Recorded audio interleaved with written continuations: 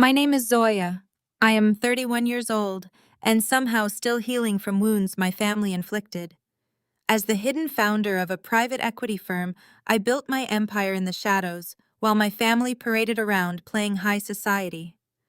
Last Saturday, they invited me to my father's lavish retirement party. Between the clinking champagne glasses and the forced smiles, my mother took the microphone and publicly shamed me for not giving my father a grandchild yet. I simply looked at her and revealed that I had given birth 8 months ago, and my sister had maliciously hidden the invitation from them. Before I continue this story, let me know where you are watching from in the comments below. Hit like and subscribe if you have ever had to stand up to a family who underestimated your worth. Growing up in Atlanta meant privilege to outsiders, but inside our sprawling home, emotional coldness permeated every corner. My childhood bedroom was a sanctuary and a prison. I maintained perfect grades and stayed out of trouble, yet nothing I did was ever enough to earn my mother's affection.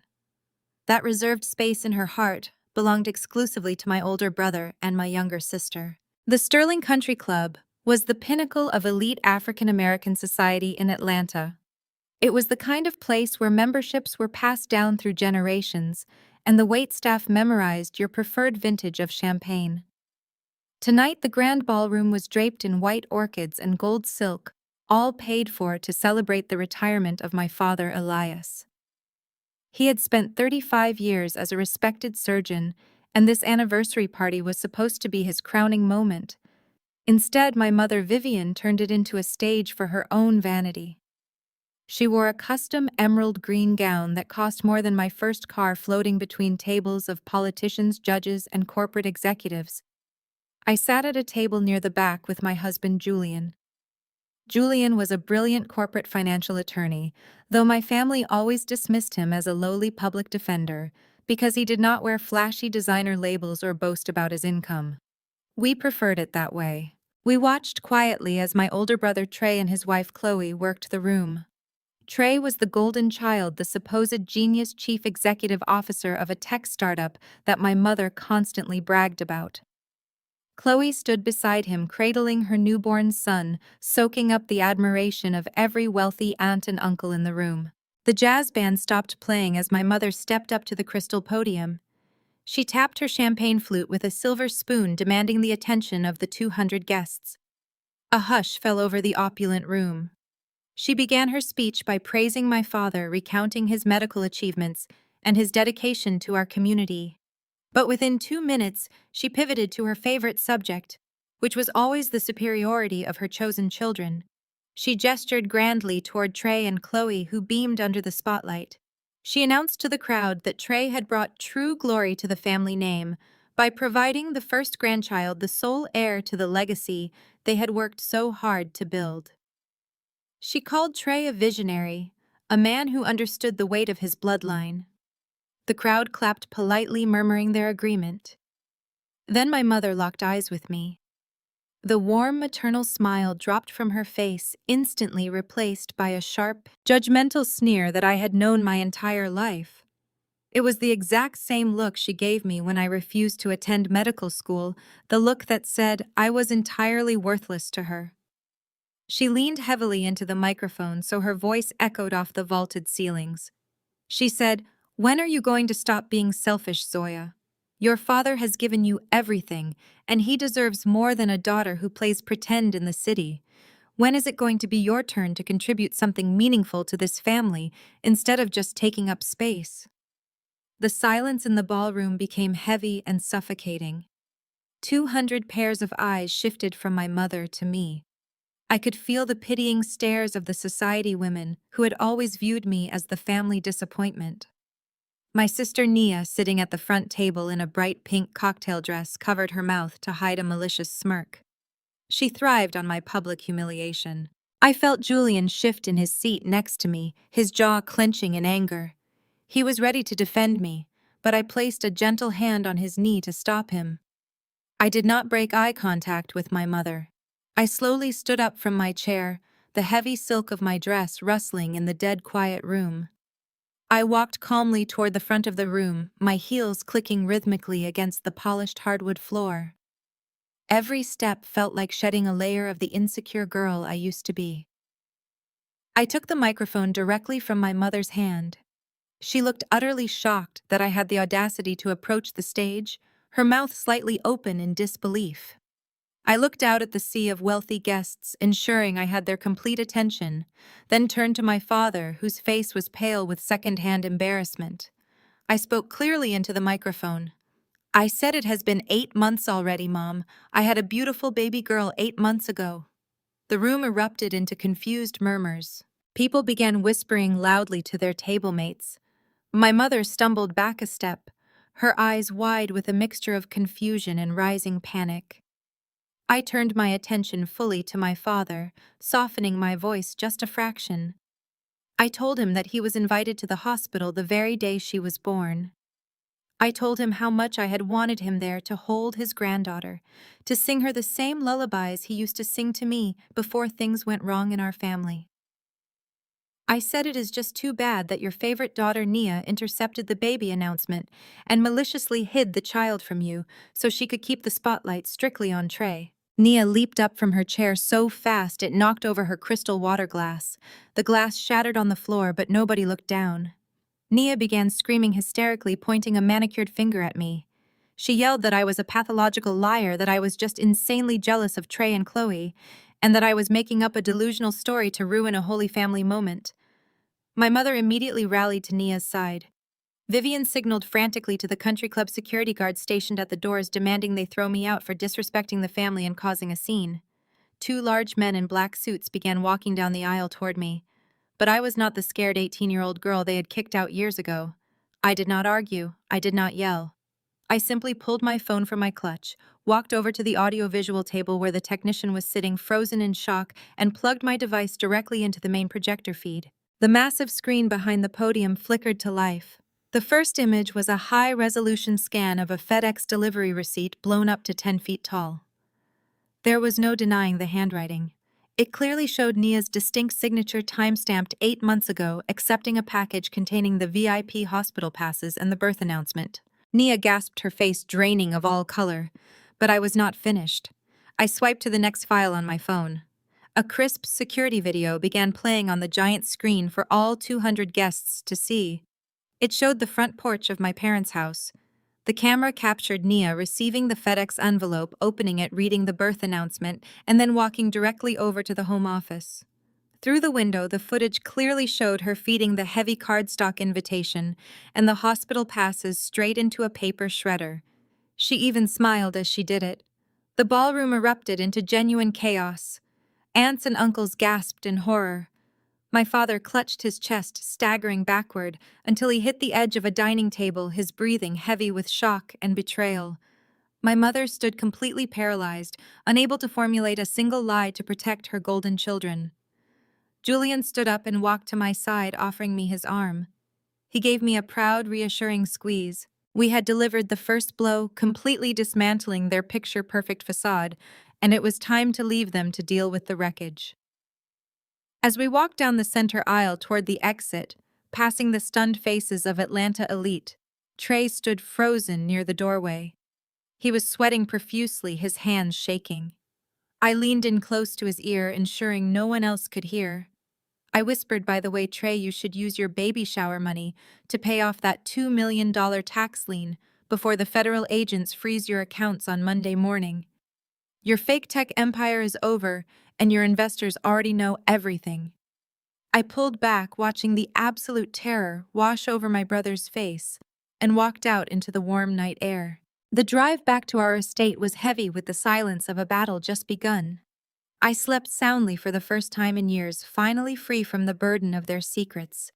But the next morning, Sunday, my phone began vibrating relentlessly against the nightstand, buzzing like an angry hornet. I picked it up to find over 300 unread messages, missed calls, and social media notifications.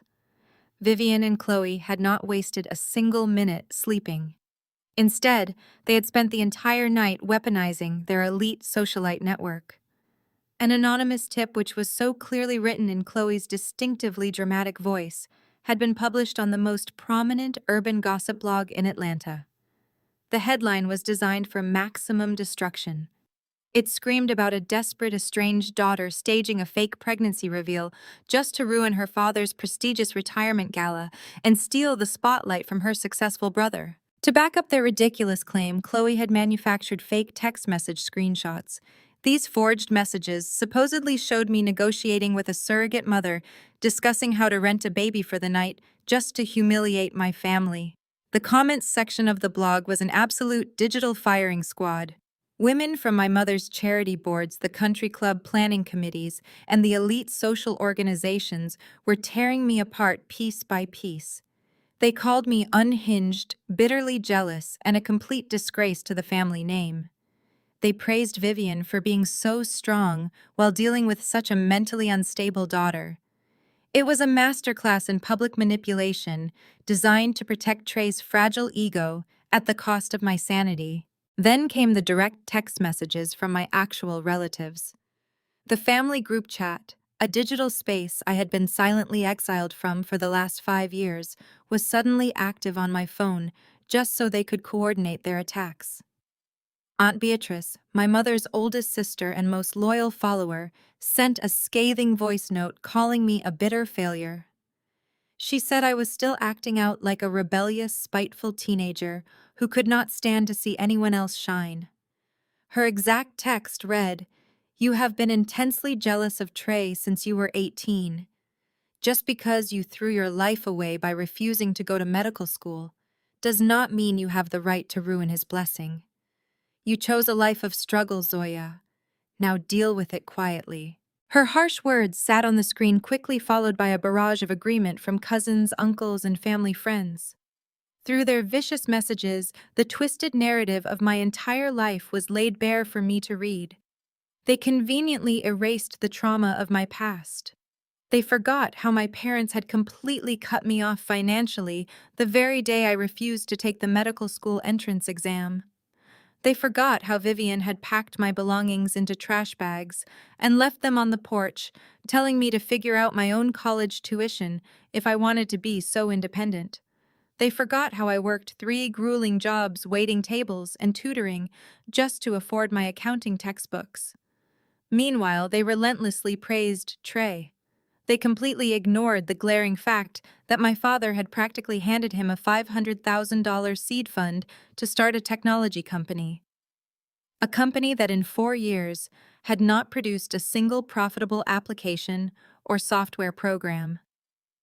In their eyes, Trey was a struggling visionary who just needed time, and I was simply the angry, jealous outcast trying to tear down a successful black man. Julian walked into the bedroom holding 2 steaming mugs of coffee. He took one look at my glowing screen and the vicious words scrolling past, and his jaw set in a hard, dangerous line. As a high-powered corporate financial attorney, his first instinct was immediate, overwhelming legal warfare.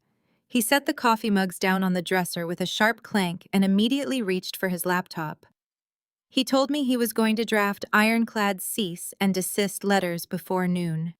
He was ready to sue the blog publisher, my mother and Chloe, for every single dime of defamation and emotional distress he could legally prove. He was absolutely furious that they would dare to drag our innocent daughter into their psychotic public relations stunt. He wanted to crush them right then and there. I reached over and gently placed my hand over his, pushing the laptop screen down until it clicked shut.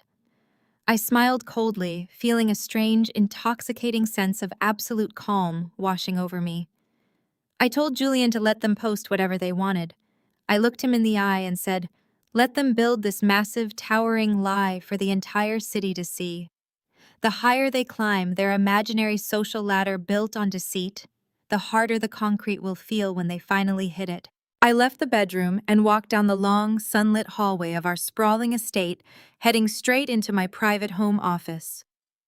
It was time to stop playing defense and take control of the narrative.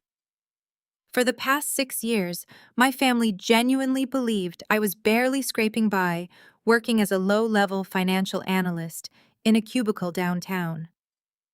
What they did not know, what nobody outside of a very tight corporate circle knew, was that I was the anonymous founder and majority stakeholder of a ruthless private equity firm, currently managing over $400 million in assets. We specialized in aggressive corporate takeovers, distressed debt restructuring, and liquidating failing companies. I booted up my encrypted terminal, bypassed my standard team of analysts, and logged directly into my firm's central intelligence database. I personally initiated a comprehensive, unforgiving background financial audit on Trey's technology startup. I pulled his public corporate filings, his quarterly tax records, and his vendor credit reports. I dug into the shell corporations he used to move money around. It did not take long for his elaborate house of cards to collapse completely on my screen. His highly praised company was nothing but a hollow shell. He had burned through my father's initial $500,000 seed money within the first 12 months, wasting it on luxury cars, expensive dinners, and leasing a penthouse office space he did not need. Now, according to the data staring back at me, he was drowning in unpaid vendor invoices. He was defaulting on short-term, high-interest loans. But worst of all, I uncovered the exact details of the massive $2 million tax lien from the Internal Revenue Service that I had whispered to him about the night before. Trey was not a visionary chief executive officer. He was a desperate fraud teetering right on the edge of a major federal indictment for tax evasion and corporate mismanagement. I systematically downloaded every single financial document, every missed payment, and every hidden offshore transfer, creating a digital kill switch that I could activate at any moment. While I was meticulously compiling the devastating evidence of my brother's impending criminal downfall, a sharp alert chimed from my secondary monitor. It was a motion notification from a remote security camera. To maintain the illusion that I was financially struggling and keep my family completely in the dark about my wealth, I maintained a lease on a modest rundown condo across the city in a lower-income neighborhood.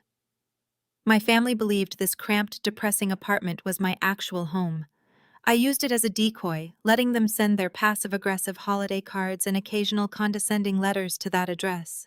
It was the perfect cover to keep them underestimating me. I clicked on the live feed from the decoy apartment's front door camera, watching the high-definition video stream onto my screen. A sleek, black, heavily tinted sport utility vehicle pulled up to the cracked sidewalk outside the building. The driver threw the vehicle into park and immediately stepped out to open the rear passenger doors. My brother Trey stepped out first. He was sweating despite the cool morning air, nervously adjusting the cuffs of his expensive designer suit and frantically checking his luxury watch. My mother Vivian followed right behind him. She stepped onto the uneven pavement, looking around the neighborhood with a face full of sheer, unadulterated disgust. She dramatically held a designer silk scarf over her nose, as if the very air of the neighborhood was physically offending her elite sensibilities. Finally, a sleazy-looking man in an ill-fitting gray suit stepped out of the vehicle behind them. He was clutching a thick, worn leather briefcase tightly to his chest, looking nervously up at the windows of the building. They were marching in unison up the concrete steps directly to my decoy door. They clearly believed they were about to corner a desperate, impoverished woman and force her into submission. I smiled at the glowing security monitor in my private home office. I had anticipated this exact desperate move. Grabbing my car keys, I turned to Julian and told him it was time to leave our estate. The decoy condo was only a 10-minute drive across town, and we slipped through the discreet alleyway entrance just as the heavy, aggressive pounding on the front door began. I took a deep breath, adjusting my simple cotton sweater to perfectly play the part of the struggling, estranged sister, and confidently unlocked the deadbolt. Vivian did not even wait for me to open the door fully. She forcefully shoved her way inside, her heavy designer perfume immediately overwhelming the cramped, stale air of the apartment. Trey followed closely behind her, looking highly nervous, but desperately trying to mask it with an arrogant swagger. The sleazy lawyer trailed them, looking around the modest living room with a practiced look of pure contempt. Vivian stood right in the center of the cheap laminate floor, refusing to sit on the staged second-hand sofa I had purchased from a thrift store specifically to maintain this illusion. She wrinkled her nose, glaring at the fake water stains on the ceiling and the peeling paint on the baseboards. She turned to me with eyes full of absolute disgust, shaking her head as if my very existence was a personal insult to her high society reputation. She said, "Look at how you live, Zoya. It is completely pathetic. You are 31 years old, living in a depressing shoebox, married to a man who cannot even afford to put a proper roof over your head. And yet you have the sheer audacity to show up at my prestigious country club, wearing a dress you probably rented, and try to ruin your brother's impeccable reputation." I leaned calmly against the cheap Formica kitchen island, crossing my arms. Julian stood right beside me, like an immovable wall, his face a mask of complete indifference. I asked them what they wanted, knowing exactly why they had brought a lawyer to a rundown apartment on a Sunday morning. The sleazy man in the gray suit did not even bother to introduce himself. He simply unlatched his worn leather briefcase, pulled out a thick stack of legal documents, and slammed them down on the kitchen island right in front of me. He pulled a heavy gold pen from his breast pocket and tapped it aggressively against the bottom signature line. Vivian stepped forward, her voice dripping with venom and false authority.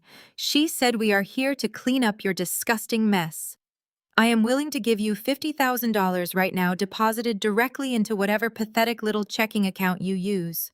But in exchange, you are going to sign this non-disclosure agreement. You are going to log on to your social media accounts and post a public apology admitting that you lied about having a baby because you were having a severe mental breakdown. And most importantly, you are going to formally waive any and all future rights to your father's estate. You will never see another dime of our family money, and you will never speak to the press or anyone in our social circle about what happened last night." I stared down at the contract, genuinely amused by their sheer, unadulterated audacity. $50,000 was substantially less than what I made in a single hour of trading at my private equity firm. They truly believed they held all the cards. They actually believed they could buy my silence, erase my daughter's existence, and secure their financial future for the price of a mid-range luxury sedan. Before I could even formulate a response, Trey decided to interject. He puffed out his chest, adjusting the lapels of his tailored suit, trying desperately to project the image of a fearless, untouchable tech mogul. He looked Julian up and down, taking in Julian's plain black t-shirt and dark denim jeans. Trey let out a loud, condescending laugh. He pointed a perfectly manicured finger right at my husband's chest. "Trey said you should really tell your wife to sign the paper, man. I know you are just a bottom-feeding public defender dragging yourself through traffic court every day dealing with criminals. 50 grand is probably way more money than you have ever seen in your entire life. It could finally pay off whatever massive student loans you are still drowning in. Take the money and get your crazy wife under control before my corporate legal team decides to crush you both into the dirt." Julian did not blink. He simply tilted his head, watching Trey the way a seasoned scientist observes a particularly stupid insect. Trey mistook Julian's silence for intimidation. He took a step closer, his blinding arrogance completely preventing him from seeing the absolute danger standing right in front of him. Trey continued bragging, his voice getting louder and more aggressively boastful. He said, "My software startup is going public in exactly 6 months. We are preparing for a massive initial public offering that is going to shake the industry. I am about to be a billionaire, Zoya, a literal billionaire. I am protecting my corporate assets from desperate leeches. When my company hits the stock exchange, the financial media is going to dig into my entire background. I cannot have an estranged, psychotic sister popping out of the woodwork begging for handouts and making up crazy lies about secret babies to extort me.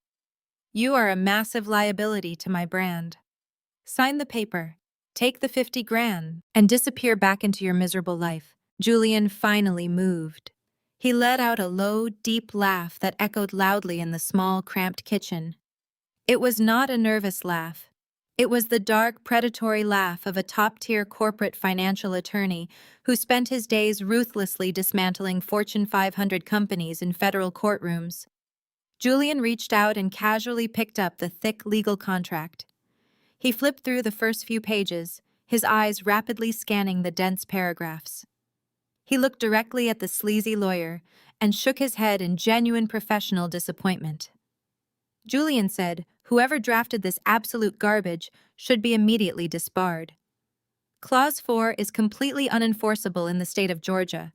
Your indemnification language is an absolute joke, and you failed to properly define the scope of the confidentiality terms. You clearly downloaded a cheap template from a free internet website and forgot to change the jurisdictional brackets." The lawyer's face turned bright red, his mouth opening and closing like a suffocating fish on a dock. Julian did not hand the contract back. Instead, he turned to the small, cheap paper shredder I kept plugged in at the corner of the kitchen counter. With one smooth, deliberate motion, Julian fed the entire stack of legal documents right into the machine. The loud, grinding noise of the shredder filled the room, eating the extortion attempt page by page, until absolutely nothing was left but thin, white strips of trash settling in the plastic bin. Vivian gasped loudly, clutching the expensive pearls at her throat. She screamed, asking, "What is wrong with you?" calling Julian an absolute animal and a thug. She looked at me and demanded that I control my husband before she called the police. I did not raise my voice. I did not need to. True power never has to shout to make itself heard. I simply reached into my oversized designer tote bag, pulled out a single crisp piece of paper, and slid it face up across the Formica kitchen island until it stopped right in front of Trey's trembling hands. I looked right into my brother's eyes, dropping my completely calm facade, and told him to read it out loud. It was a formal expedited foreclosure notice from the primary lending bank for his $3 million luxury suburban McMansion. The document detailed 6 months of entirely missed mortgage payments, escalating penalty fees, frozen equity lines, and a final eviction date set for the end of the current month. Trey looked down at the paper, and all the color instantly drained from his face, leaving him looking sick and hollow. His arrogant, boastful posture collapsed completely in a matter of seconds. His hands began to shake so violently that he had to physically grip the edge of the kitchen island just to keep himself standing upright. Vivian, instantly sensing the massive and sudden shift in power in the room, stepped forward aggressively. She demanded to know what the paper was, reaching out and trying to snatch it from the counter. She asked Trey what I had given him, her voice rising in panic, but Trey was entirely locked in a state of full survival panic. Before Vivian's fingers could even touch the foreclosure notice, Trey snatched it up, crumpled it into a tight ball in his fist, and aggressively grabbed his mother by her expensive silk sleeve. He stammered uncontrollably, telling Vivian they had to leave the apartment right now, violently dragging her backward toward the front door. Vivian yelled in protest, entirely confused and furious at being manhandled, but Trey practically shoved her and the terrified lawyer out into the hallway, slamming my cheap apartment door shut behind them. The silence returned to the decoy condo, heavy, final, and incredibly satisfying. I turned to Julian, watching the black sport utility vehicle speed away recklessly on the security monitor. I crossed my arms and smiled. I said, "It is time to show them where Dad's retirement money really went." We drove back to our actual estate, in comfortable silence, the adrenaline from the decoy condo still humming in my veins. Once inside the massive walls of my true home, Julian immediately took a seat beside me at the dual monitors in my office. We bypassed the standard search engines and dove directly into the secured financial databases that my private equity firm used for high-level corporate espionage. My father, Elias, had spent 35 years working grueling shifts as a top-tier surgeon. He lived relatively frugally, investing his money in blue-chip stocks and prime commercial real estate across Atlanta. By all my previous calculations, his retirement portfolio should have been an untouchable fortress worth well over $7 million. But as Julian rapidly decrypted the latest banking filings under my father's social security number, a completely different and utterly horrifying picture began to emerge on the screen. Julian leaned closer to the monitor, his eyes narrowing as he traced a massive transfer of assets that had occurred exactly 14 months ago. He pointed to a series of heavily obfuscated legal documents. He said, "Look at this structure right here. They did not just borrow from him, Zoya. They completely stripped him bare." I pulled up the primary document. It was a legally binding contract establishing something called the Legacy Family Trust. On paper, it was marketed as a protective tax shelter designed to shield my father's wealth from estate taxes and medical liabilities. But reading through the dense, manipulative clauses buried on page 40, the true trap became sickeningly clear. Trey and my sister Nia had secretly coerced our father into signing over $5 million in liquid stock and premium property into this trust. Elias clearly thought he was securing the family's generational wealth. In reality, the fine print granted Trey absolute, uncontested power of attorney over every single penny. My stomach churned as we tracked the outgoing wire transfers from the trust over the past year. Trey had been bleeding our father dry. Hundreds of thousands of dollars had been funneled directly into his failing tech startup to create the illusion of explosive growth for his phantom investors. Even worse, massive chunks of the retirement fund were being routed to Chloe's personal accounts to fund her lavish Instagram-obsessed lifestyle. My father's lifelong blood, sweat, and tears were paying for Chloe's endless trips to Paris, her customized designer wardrobes, and the down payment on Trey's heavily mortgaged luxury mansion. They had robbed an old man blind while smiling in his face and demanding gratitude. Julian cracked his knuckles, a dark look crossing his usually calm face. He asked if I wanted him to call the district attorney right now and file elder abuse charges. I shook my head, my eyes locked on a specific line item in Trey's corporate debt ledger. I told Julian that calling the police would just give Trey a chance to play the victim and hire a slick defense attorney. I wanted to dismantle his life brick by brick legally and financially until he had absolutely nowhere left to hide. I pulled up the financial records for a major server hosting and software licensing vendor based in California. This specific vendor was the absolute backbone of Trey's entire tech startup. Without their servers, Trey's application would completely crash, and his remaining fake investors would instantly demand their money back. Currently, Trey owed this vendor over $400,000 in past due invoices. I picked up my secure phone and dialed the chief financial officer of my private equity firm. I gave a direct, non-negotiable order. I instructed him to reach out to the California vendor immediately and offer to buy Trey's outstanding corporate debt at an 80% premium in cash by the end of the business day. The vendor, desperate to recoup their massive losses from my deadbeat brother, accepted the buyout within 30 minutes. Julian watched the confirmation email hit my inbox and let out a low whistle. With a single wire transfer, my anonymous holding company was now legally Trey's largest and most aggressive corporate creditor. I held the absolute power to liquidate his assets, freeze his business accounts, and shut off his company servers with a single phone call. The trap was set and the jaws were completely locked. I decided to take the rest of the afternoon off to run some errands for my daughter. I drove to Buckhead, the most affluent shopping district in Atlanta, to pick up a custom-ordered stroller from an exclusive high-end baby boutique. The boutique was a haven for wealthy socialites featuring crystal chandeliers, complimentary champagne, and tiny cashmere sweaters that cost more than most people made in a week.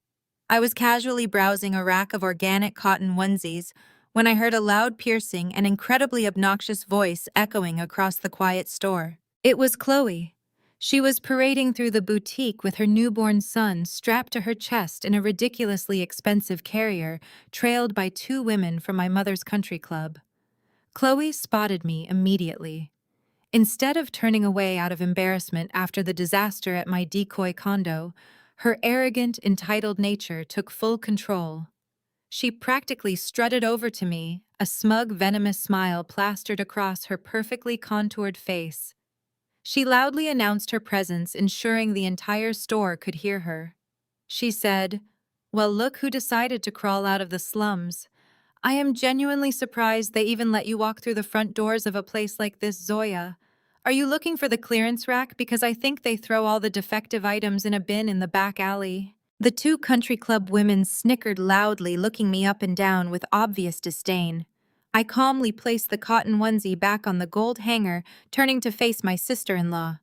I did not look angry. I looked entirely bored. Chloe reached down and dramatically adjusted the tiny monogrammed socks on her baby's feet. She projected her voice even louder, desperate for an audience. She boasted that she was just buying her son his third pair of custom Gucci loafers because he was a true legacy child who deserved absolutely nothing but the finest luxury. She looked at my simple, unbranded clothing and let out a harsh, mocking laugh, asking what my imaginary baby was wearing today. I took a step closer to Chloe, invading her personal space, just enough to make her shift uncomfortably on her expensive heels. I kept my voice low, smooth, and chillingly calm, ensuring only she and her friends could hear the absolute finality in my tone. I looked at the ridiculous designer shoes on her baby and smiled. I said, "Custom Gucci is very nice, Chloe. It really is. But I hear it is incredibly hard to wash by hand when the city shuts off the water to your massive house for 3 months of unpaid utility bills." Chloe's smug smile completely vanished, replaced by a sudden sharp look of genuine confusion and rising panic.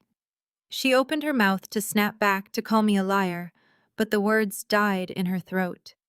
She knew I was right. She had been hiding the final shut-off notices from her country club friends for weeks, terrified that the illusion of her wealthy lifestyle was cracking. She nervously adjusted her designer handbag, her eyes darting toward the sales counter where the boutique manager was currently running her transaction for a pile of cashmere blankets. I did not wait for her to formulate an excuse. I turned my back on her entirely, walking gracefully toward the front entrance of the boutique. As my hand touched the polished brass handle of the glass door, the sharp, unmistakable beep of the credit card machine echoed through the quiet store. The boutique manager looked at the screen, her professional smile faltering slightly. She looked up at Chloe, her voice carrying a tone of polite but firm embarrassment. The manager said, "I am so sorry, ma'am, but your American Express Black Card has been firmly declined. Do you happen to have another form of payment we could try today?" I glanced back over my shoulder one last time. Chloe was frozen perfectly in place, her face burning an angry, humiliated shade of red as the country club women stared at her in utter shock. Her entire fake world was collapsing right there in the middle of Buckhead. I pushed the glass door open and walked out into the bright afternoon sun. The financial chokehold had officially begun. By Tuesday morning, the ripple effects of my strategic acquisitions were already tearing through my family's fabricated reality. I was sitting at my massive mahogany desk on the top floor of my downtown high-rise building, reviewing the latest quarterly projections for my private equity firm. The floor-to-ceiling glass windows offered a commanding, unobstructed view of the Atlanta skyline. It was a view I had earned through years of relentless grinding while my family was busy treating me like a disposable outcast. My secure intercom buzzed softly, breaking the quiet concentration of my office. My executive assistant spoke, her voice laced with professional confusion. She informed me that a highly agitated woman was down in the main lobby, aggressively demanding to speak with Zoya, the administrative assistant. The woman was throwing a massive temper tantrum, threatening to call the police if the front desk did not grant her immediate access to my floor. I checked the lobby security feed on my secondary monitor. It was my younger sister, Nia. She looked entirely out of place. Nia usually meticulously curated her appearance for her wealthy social circles, but today she looked frantic and disheveled. Her designer trench coat was wrinkled, her hair was hastily pulled back, and she was nervously chewing on her perfectly manicured thumbnail.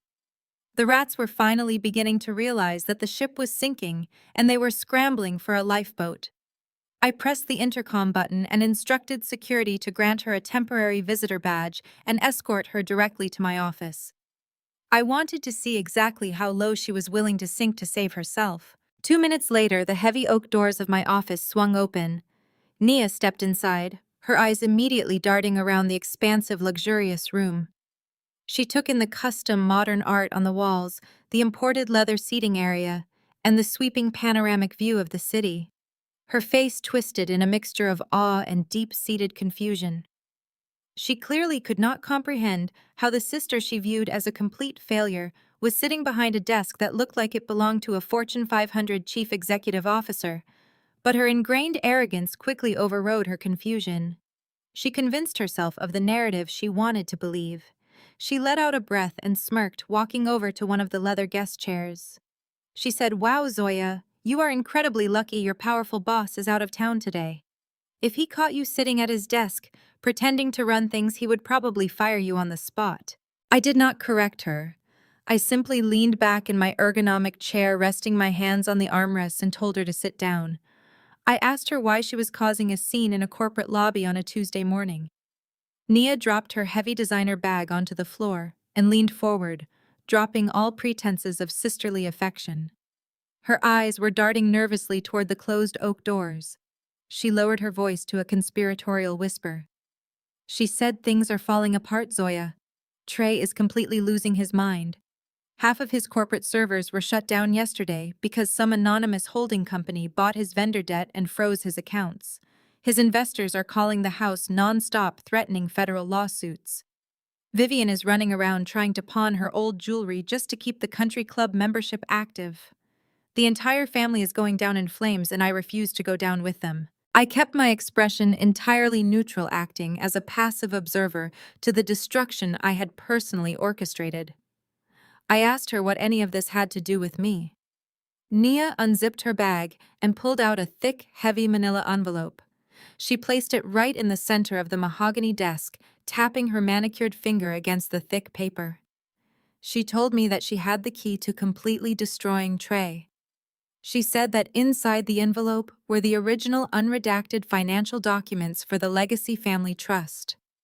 It was the absolute, undeniable proof that Trey had deliberately forged our father's signature on the secondary transfer forms. It detailed every single illegal wire transfer he made to his failing tech company and to his wife's personal checking accounts. It was the smoking gun that could send him to federal prison for decades. I looked at the envelope, feeling a cold wave of disgust wash over me. Nia was not offering this out of guilt or a sudden desire to protect our father. She was using our father's stolen retirement fund as a bargaining chip for her own survival. I looked up at her and asked what she wanted in return for the documents. Nia smiled, a predatory, sickeningly sweet expression that mirrored our mother perfectly. She leaned back in the chair, crossing her legs. She said she knew my boss must value me if he let me run his office while he was away. She demanded that I use my influence to secure her a high-level executive position at this private equity firm. She wanted the title of Vice President of Public Relations, a corner office on this exact floor, and a guaranteed starting salary of $250,000 a year, plus stock options. She said that once she had the employment contract signed and secured, she would hand over the envelope and let me take all the credit for exposing Trey. I let out a slow, deliberate breath. I asked her why she was so desperate to abandon her golden brother right before his highly anticipated initial public offering. I pushed her, asking what else she was hiding. Nia let out a sharp, bitter laugh that echoed off the glass walls. She shook her head, her eyes gleaming with toxic delight at the prospect of ruining someone else to elevate herself. She said, "There is no initial public offering, Zoya. Trey's company is completely dead in the water. But that is not even the worst part. His entire perfect, untouchable family image is a massive, pathetic lie." She leaned in closer, savoring the destructive secret she was about to drop. She told me that Chloe's newborn baby, the supposed heir to the family legacy that my mother had been bragging about for months, was not even Trey's biological child. I felt my jaw tighten, but I did not interrupt her. Nia continued, her words tumbling out in a rush of malicious gossip. She revealed that Chloe had been having a reckless affair with her personal fitness trainer for almost a year. Trey found out about the affair 3 months into the pregnancy. But instead of divorcing her, his fragile ego and his desperate need to maintain his image as the ultimate successful black tech mogul forced him to cover it up. He was paying the personal trainer a massive monthly stipend out of our father's stolen trust fund just to keep the man quiet and far away from Atlanta. Nia laughed again, calling Trey a pathetic weak man who was paying another man to raise a child that was not even his, all while letting our mother parade the baby around the country club like a trophy. The sheer depravity of my family was staggering. They were not just thieves. They were deeply fundamentally broken people who would burn everything to the ground just to keep up appearances. I processed the massive bombshell Nia had just handed me. It was the final piece of ammunition I needed to completely obliterate their social standing and their financial future. I looked at Nia, who was sitting there looking incredibly proud of herself, fully expecting me to beg my imaginary boss to hire her. Instead, I smiled. It was a cold, empty smile that made Nia visibly flinch. I slowly reached my hand across the smooth surface of my desk and pressed a small, glowing red button on my sleek audio console. A soft, automated chime echoed through the office. I looked directly into Nia's greedy eyes. I told her that the entire conversation we just had, including her explicit demands for corporate extortion and her detailed confession about Chloe's affair and Trey's hush money, had just been recorded in high-definition audio. I informed her that the file was already uploaded to my secure encrypted cloud server. Nia jumped up from the leather chair as if she had been physically struck. Her face morphed from arrogant confidence into absolute, unadulterated terror. She pointed a shaking finger at me, raising her voice to a frantic yell. She screamed that I was insane. She said I could not do that recording her was illegal, and that my boss was going to instantly fire me for conducting unauthorized surveillance in his private corporate office. She lunged forward, trying to reach across the desk to grab the audio console. I stood up abruptly, my chair rolling back loudly against the hardwood floor. My presence commanded the room, freezing her in her tracks. I said I do not negotiate with economic terrorists, Nia. She stared at me, her chest heaving, tears of panic finally brimming in her eyes. I walked out from behind the mahogany desk, stepping into the center of the room.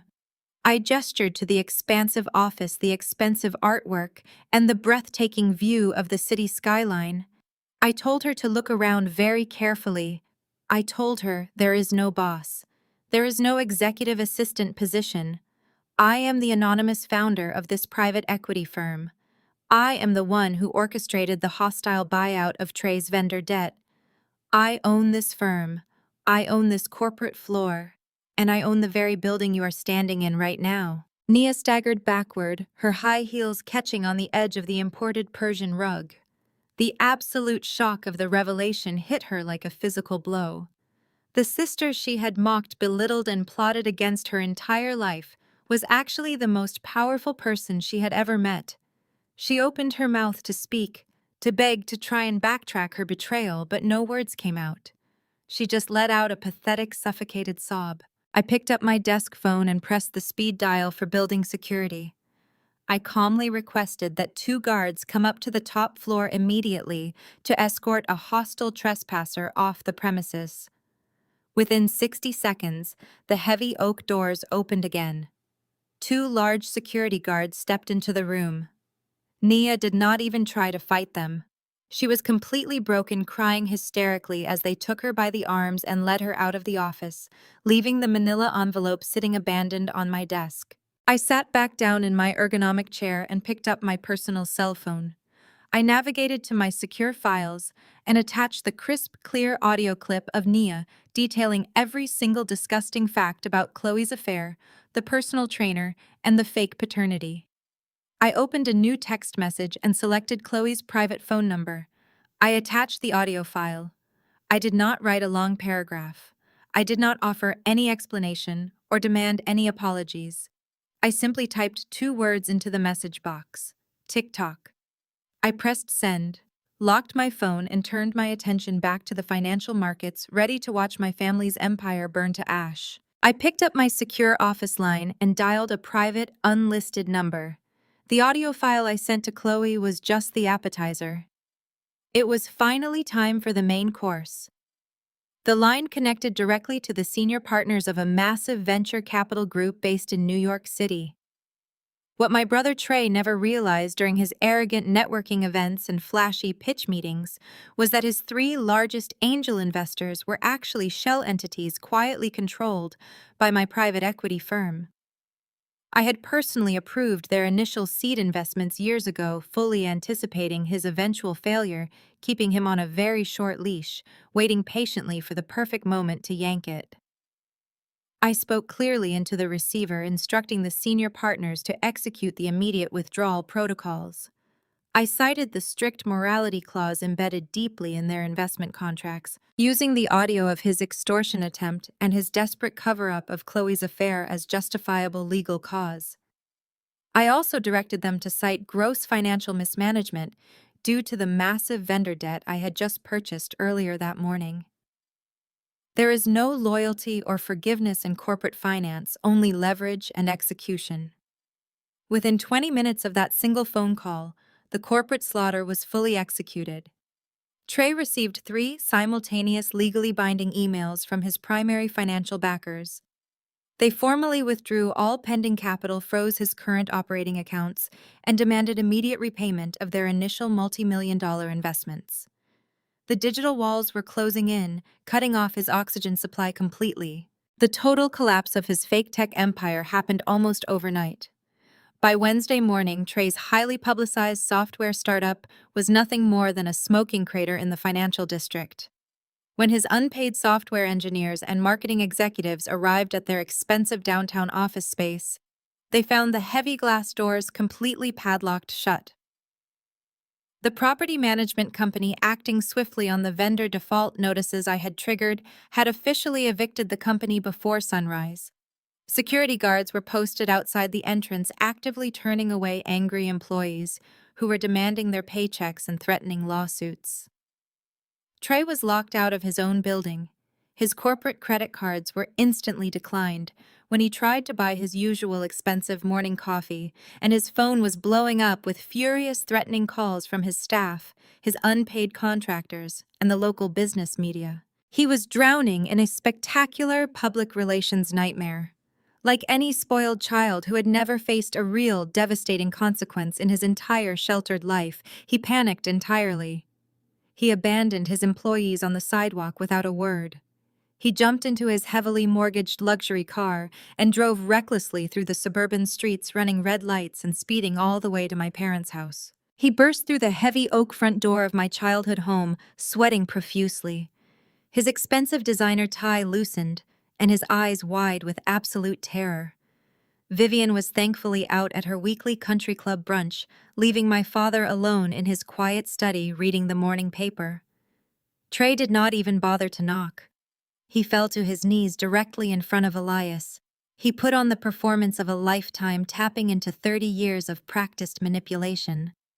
He cried genuine tears of panic, claiming a massive coordinated corporate conspiracy was unfairly targeting him right before his highly anticipated initial public offering. He spun a wild, elaborate tale about jealous competitors trying to steal his proprietary software code. He begged my father to take out a massive second mortgage on the family home, claiming he just needed a temporary bridge loan to cover the gap until his new international investors wired their massive funds. He promised to pay Elias back with double interest within a month. Elias, completely oblivious to the horrifying fact that his son had already secretly stolen his entire retirement fund, looked at his weeping boy with deep, unquestioning paternal concern. The golden child was asking for help, and my father had been conditioned his entire life to provide it. Elias agreed without a single second thought. He grabbed his coat and his car keys, promising Trey he would go straight to the primary bank branch downtown to secure the emergency loan immediately. But Elias never made it to the loan officer's desk. Julian was already waiting for him. I had perfectly anticipated Trey's desperate pivot to my father's home equity, so Julian had parked his car directly outside the grand entrance of my father's bank early that morning. As Elias walked through the heavy revolving glass doors, looking highly anxious but fiercely determined to save his son's company, Julian stepped right into his path. Julian greeted him respectfully, but with a cold, stern firmness that immediately stopped my father in his tracks. Julian gently but firmly guided Elias away from the busy teller lines and over to a quiet, secluded seating area in the far corner of the marble lobby.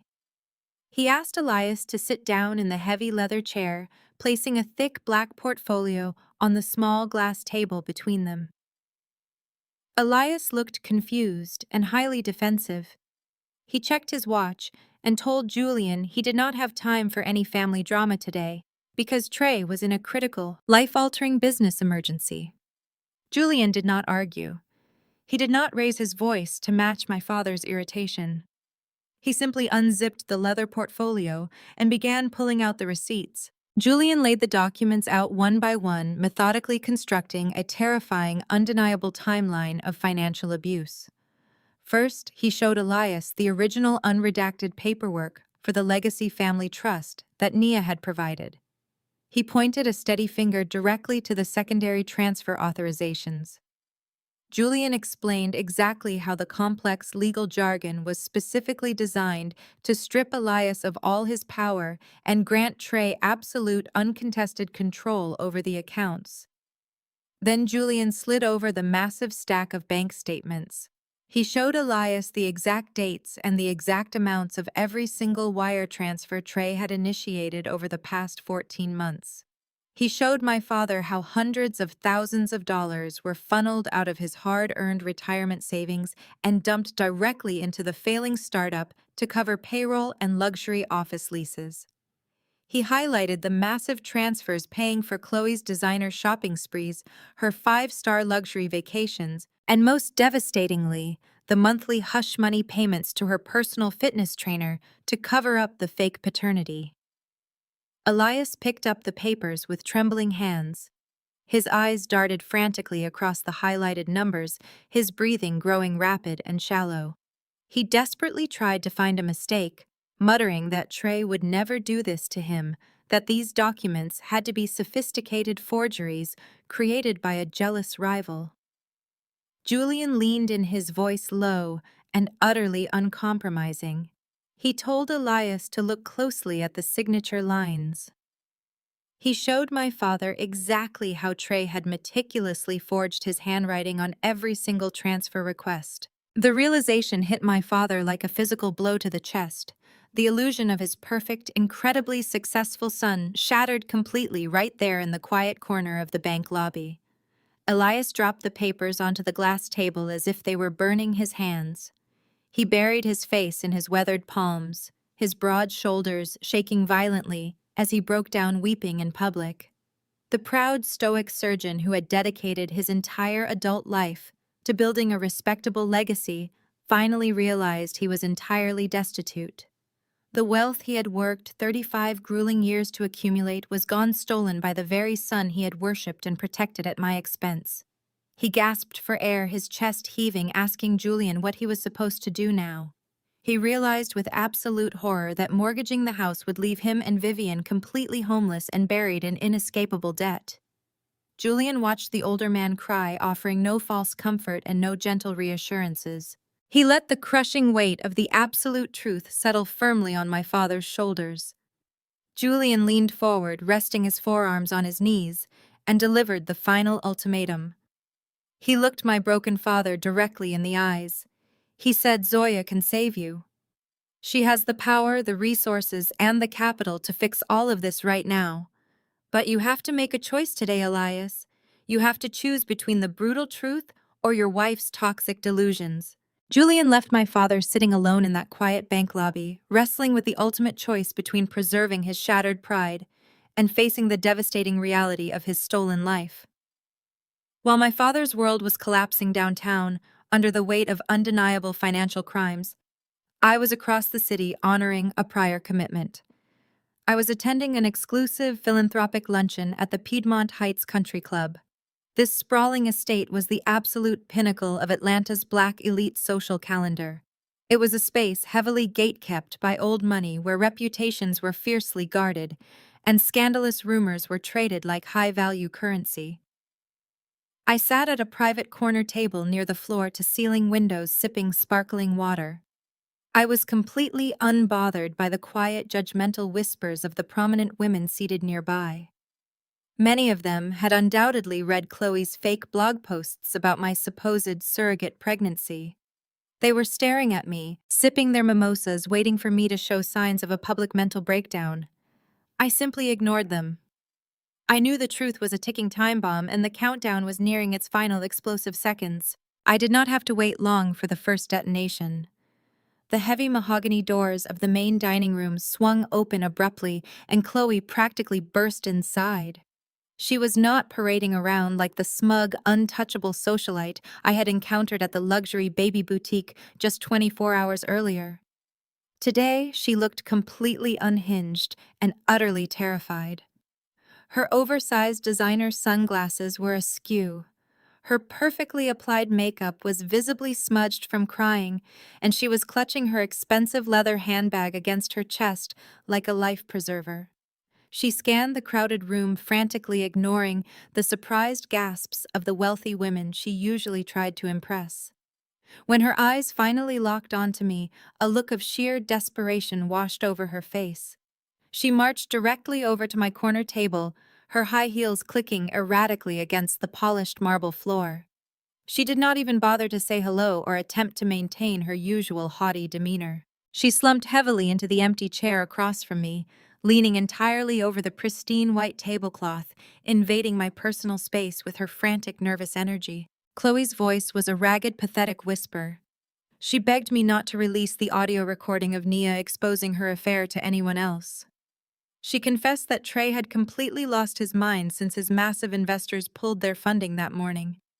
She told me he was currently tearing their sprawling mansion apart, screaming at his corporate lawyers over the phone, and desperately looking for expensive items to pawn just to keep his remaining servers running. But Chloe made it entirely clear that her real terror was not about Trey's impending financial ruin or his potential criminal charges.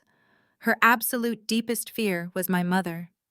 Chloe admitted that Vivian was her only remaining lifeline to high society.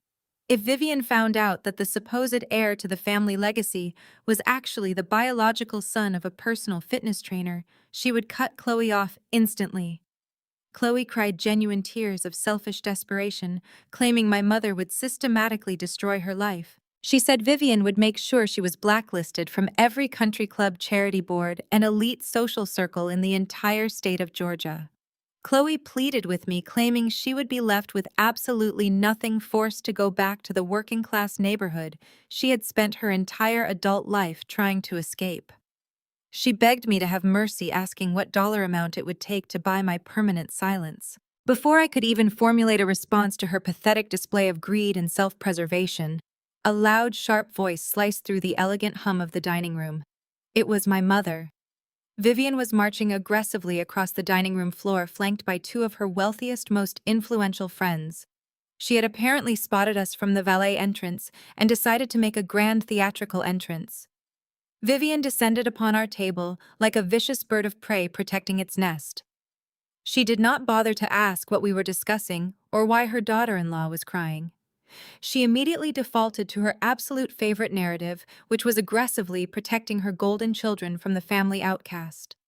She slammed her manicured hand down on our table, rattling the crystal water glasses and drawing the attention of every single prominent woman in the room.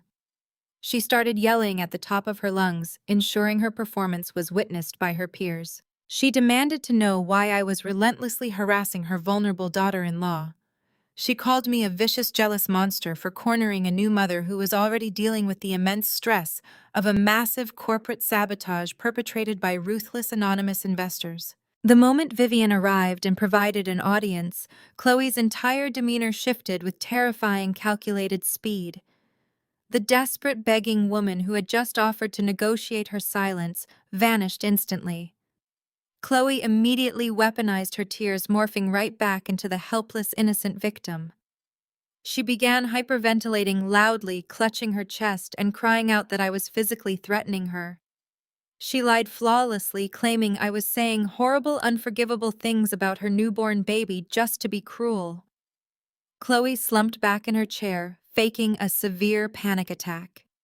She gasped loudly for air, burying her face in her trembling hands, while Vivian's wealthy friends rushed over to fan her face with their leather-bound menus and offer her soothing words. It was a masterful, sickening performance designed to isolate me and cement my status as the ultimate villain of the family. Vivian turned her absolute fury entirely on me, completely emboldened by Chloe's theatrical distress. Her face was flushed with rage as she pointed a shaking finger right at my face, leaning over the table to intimidate me. She shouted that I was an absolute disgrace to the family name and a bitter failure who could not stand to see anyone else happy. She declared in front of the entire country club that I was officially dead to her. She swore that I would never be allowed near her perfect grandson, the only child who mattered to the family legacy. She raised her voice even louder, announcing that she was going to hire an expensive legal team to file a permanent restraining order against me and my broke husband to protect Trey and Chloe from our psychotic jealousy. She demanded that I stand up, pack my things, and leave the country club immediately, before she had armed security drag me out by my hair and throw me into the street. She stood tall, breathing heavily, looking around the room, waiting for the applause of her peers for defending her family so fiercely. I did not yell back. I did not try to defend myself against her ridiculous accusations, nor did I attempt to expose Chloe's sudden theatrical performance to the crowd. True power does not engage in petty emotional screaming matches. I simply stared at my mother, letting a cold, absolute silence settle over our table. The surrounding guests were completely quiet, watching the drama unfold with rapt attention. I slowly reached into my designer tote bag. Julian had pulled several heavy legal strings the day before to expedite the processing of a covert DNA test. He had utilized a discarded pacifier we legally acquired through a private investigator who had been tracking Chloe's movements for weeks. I pulled out a crisp, sealed, heavy stock envelope bearing the official embossed logo of a premier medical diagnostics laboratory. I held the envelope lightly between my fingers, feeling the immense weight of the truth contained inside. I dropped the thick envelope directly into Vivian's lap. I kept my voice perfectly level, devoid of any anger, sorrow, or hesitation. I looked my mother directly in the eyes and said, "You wanted a grandchild so badly, Mom. You paraded that baby around this exact club like a blue ribbon prize just to spite me. You should probably check exactly what breed you got." Vivian instantly stopped yelling. The absolute certainty in my voice pierced right through her arrogant fury. She looked down at the official medical envelope resting in her lap, then looked sharply at Chloe. Chloe instantly stopped hyperventilating. The fake panic attack vanished completely, replaced by an expression of pure, unadulterated horror. Chloe lunged forward across the table, knocking over a crystal glass, trying desperately to snatch the envelope away. She screamed for Vivian not to look at it, claiming frantically that it was just another one of my psychotic, fabricated lies to destroy their family. But Vivian was faster. Her deeply ingrained suspicion and her desperate need for control overrode her loyalty to her daughter-in-law. She swatted Chloe's hand away, roughly tore the heavy paper seal open, and pulled out the official laboratory documents. She quickly scanned the bold, highlighted text on the front page. The medical terminology was clear and unforgiving. The document stated with 99.9% scientific certainty that the child possessed absolutely zero genetic match to my brother Trey. The blood drained entirely from Vivian's face in a matter of seconds, replacing her flushed rage with a sickly, ghostly pallor. The paper slipped from her trembling fingers, drifting slowly to the floor for everyone to see. She let out a sharp, choked gasp, clutching her chest as her eyes rolled back into her head. She collapsed sideways, fainting completely dead away in the middle of the crowded dining room. Total chaos erupted as women screamed and rushed forward to catch her before she hit the floor. In the midst of the absolute pandemonium, Chloe did not stay to help the woman she called her second mother. She grabbed her handbag, turned on her designer heels, and ran out of the country club as fast as she possibly could, leaving her entire fake life behind. I left the Piedmont Heights Country Club before the paramedics even managed to load my unconscious mother onto their stretcher. I had absolutely no interest in playing the role of the frantically concerned daughter for an audience of gossiping, judgmental socialites. I walked out of the double doors, handed my ticket to the valet, and drove straight back to the absolute peace and impenetrable security of my actual home. I needed to wash the toxic energy of that luncheon off my skin. A few hours later, the private intercom at my main security gate buzzed, loudly echoing through the quiet halls of my house. Julian had given my father our real address, before leaving him utterly devastated in that downtown bank lobby earlier in the morning. I pulled up the high-definition security feed on my tablet. I watched as my father slowly drove his conservative luxury sedan up to the massive wrought iron gates of my property. For 30 years, my father had viewed himself as the ultimate patriarch, the most successful and intelligent person in our entire bloodline. He had allowed my mother to banish me to what they both believed was a life of financial struggle and mediocrity. Now, sitting behind the steering wheel of his car, he was forced to stare up at an $8 million architectural masterpiece.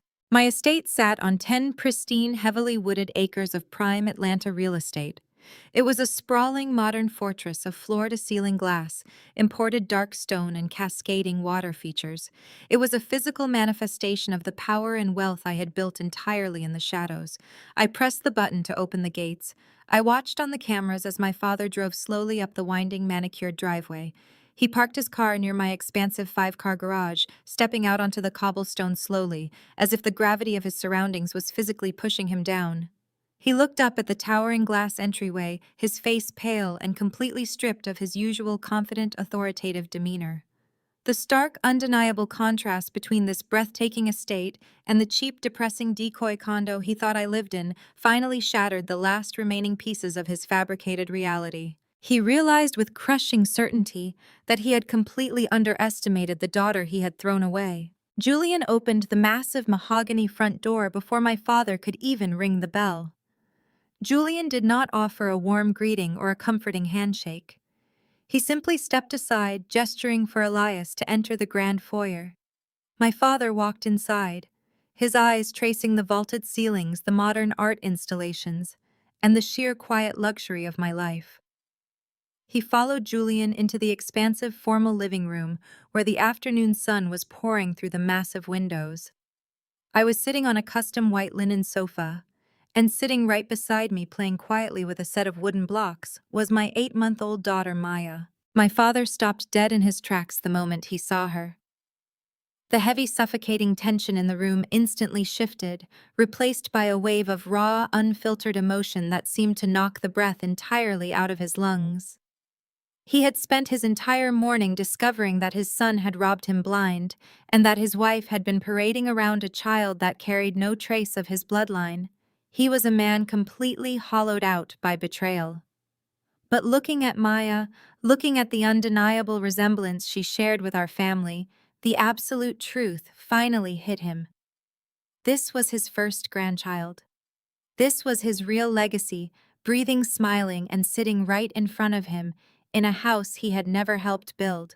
Elias did not say a word. He took a slow, trembling step forward.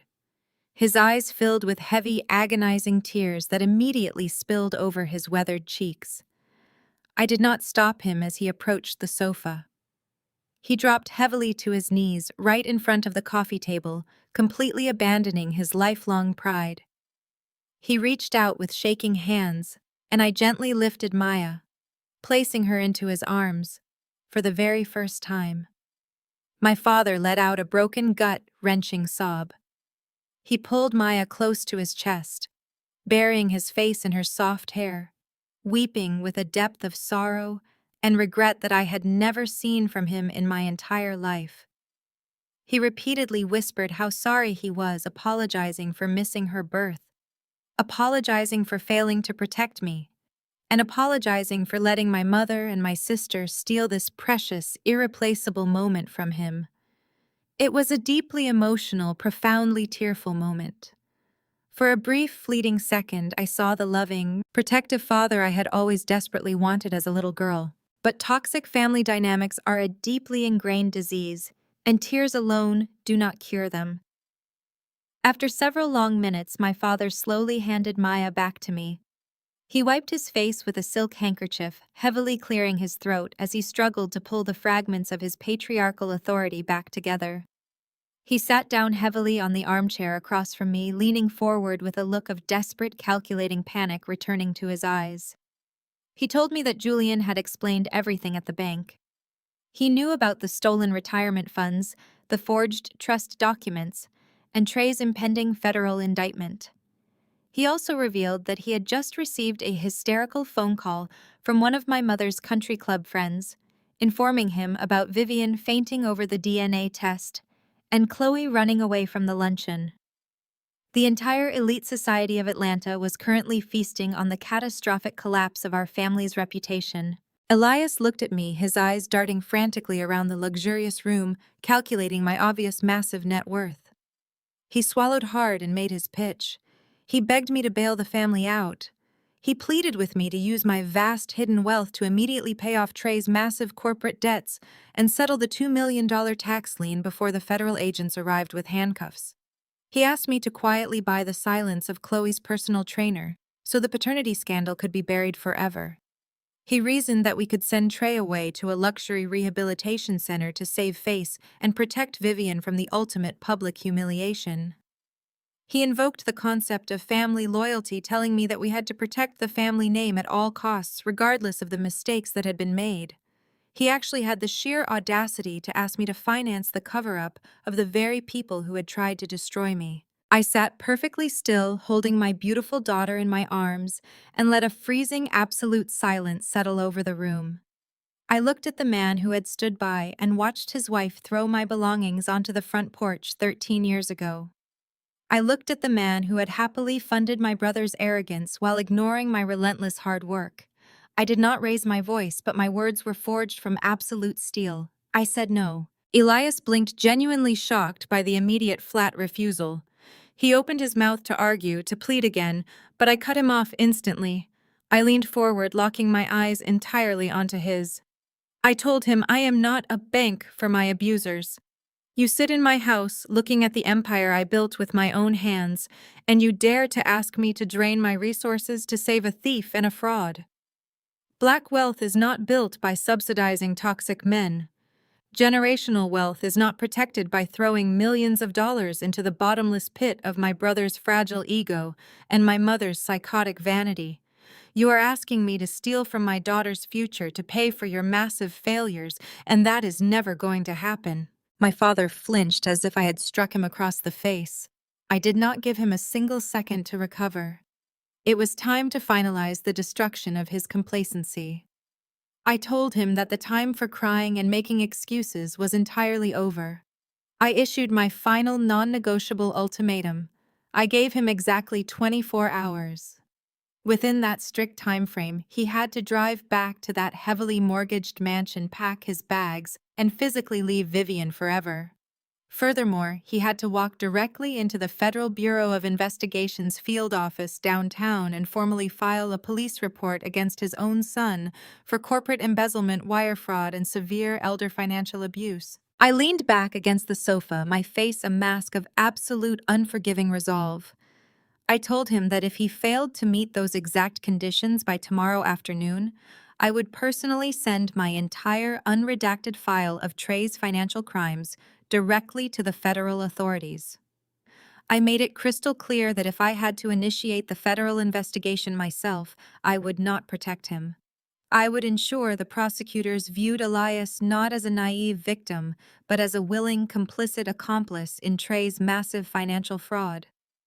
I told him he would spend his twilight years sitting in a federal penitentiary right next to his golden boy. Elias stared at me, completely terrified. The realization that I held absolute tyrannical control over his freedom and his future crushed the last remaining ounce of his pride. He slowly stood up from the armchair, looking older and more broken than I had ever seen him. He did not say another word. He turned around and walked slowly out of my beautiful home, completely torn between his lifelong stubborn pride and the devastating, undeniable truth. Meanwhile, entirely across the city, Vivian was plunging headfirst into a state of absolute psychotic delusion. She had awakened in the emergency room, forcefully checked herself out against medical advice, and aggressively refused to acknowledge the DNA test that had caused her to faint. Her entire identity was so deeply tied to her public image that facing reality would literally destroy her mind. Operating in a state of pure frantic denial about the paternity, the bankruptcy, and the impending criminal charges, she drove straight to a luxury printing boutique. With her credit cards already teetering on the edge of declining, she ruthlessly bullied the store manager into rushing a massive order. She stubbornly packaged and mailed out 200 gold leaf hand-calligraphed invitations for a $150,000 Welcome to the World Gala for Trey's baby booking, the city's most elite, wildly expensive venue for the upcoming weekend.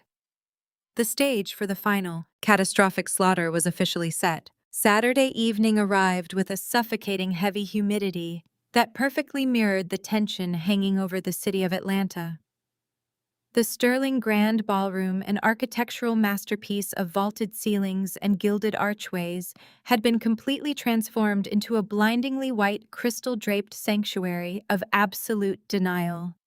My mother, Vivian, had spared absolutely no expense for her highly publicized Welcome to the World Gala. Thousands of imported white roses cascaded down the sweeping grand staircases and spilled over the edges of the 30 circular banquet tables. Massive crystal chandeliers cast a bright, unforgiving light on the polished marble floors, illuminating a room filled with the most powerful figures in the state. Vivian was parading through the center of the room wearing a custom silver couture gown that tightly cinched her waist and reflected the light like a walking mirror. She was actively grabbing the arms of city councilmen, prominent Superior Court judges, and wealthy commercial real estate developers, dragging them over to admire her grandson. She was operating in a state of pure clinical psychosis. She had completely mentally erased the medical DNA document I dropped in her lap just days earlier. In her fabricated reality, the baby sleeping in the heavily embroidered vintage bassinet was the undisputed heir to the family dynasty.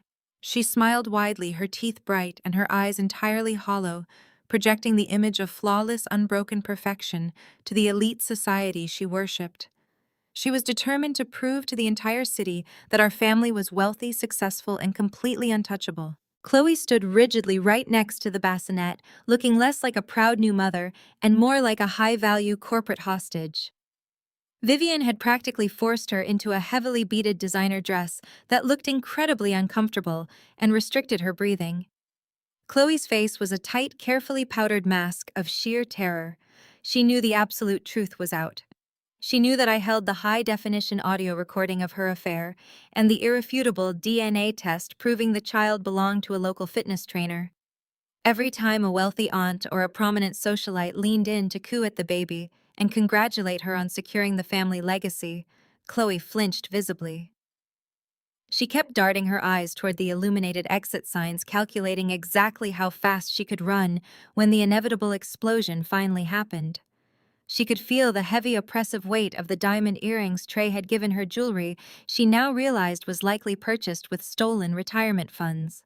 But she could not leave. She had no personal money, no independent credit cards, and nowhere to go. She was entirely trapped in Vivian's psychotic production, forced to smile graciously and nod enthusiastically, while her entire fake world slowly crumbled beneath her expensive designer heels. She was a prisoner to the very luxury she had spent her entire adult life chasing. While Vivian and Chloe maintained the grand illusion in the center of the ballroom, Trey was actively falling apart in the shadows. He was standing near the dimly lit mahogany bar tucked away in the back corner of the venue, far from the flashing cameras and the congratulatory handshakes. He was sweating profusely, the moisture soaking right through the crisp white collar of his tailored tuxedo shirt. He had a heavy, crystal glass of whiskey gripped tightly in his trembling hand, chugging the dark amber liquid as if it were water. He was completely out of his mind with paralyzing fear.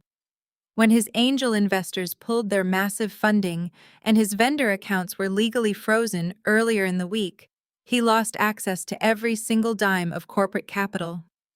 To pay the massive non-refundable catering and venue deposits required for Vivian's ridiculous gala, Trey had bypassed the traditional banking system entirely.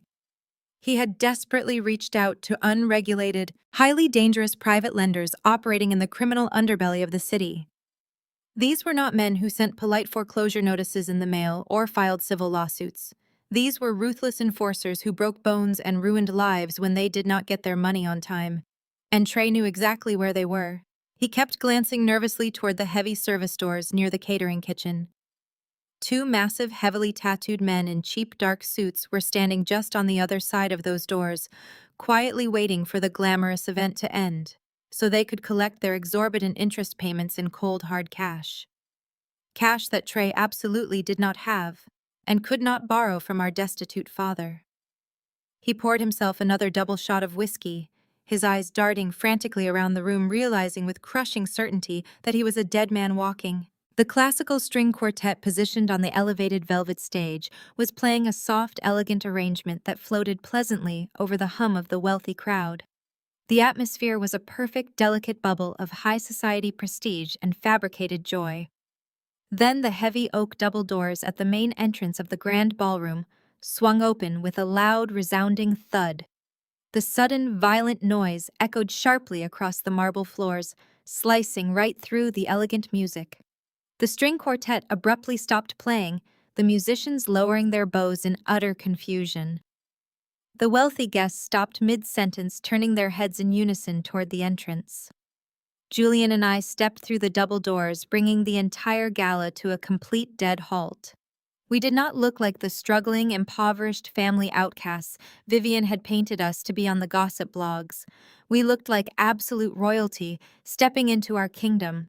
I was wearing a breathtaking, custom-tailored emerald green gown that draped perfectly across my figure, paired with a subtle but incredibly expensive diamond necklace that caught the brilliant light of the chandeliers. Julian stood tall beside me in a flawless midnight blue tuxedo that screamed quiet, aggressive wealth, his dark eyes scanning the room with the cold, calculated precision of a predator. We did not hesitate or wait for a formal invitation from the host. We walked slowly and deliberately down the center aisle of the ballroom, our confident footsteps echoing in the total silence. The elite socialites who had mocked me mercilessly just days ago stared with their mouths slightly open, completely unable to reconcile the radiant, powerful woman walking toward them with the pathetic narrative my mother had spun. The absolute authority radiating from us commanded the entire room, forcing the crowd to literally part ways and clear a path for us. Vivian spotted us from across the room, and her flawless plastic smile instantly shattered into a look of pure hatred. The sheer sight of me standing tall and completely unbothered in her sacred high society space triggered a visceral, furious reaction deep within her. She completely abandoned the group of wealthy guests she was trying to impress, her face flushing a deep, angry crimson.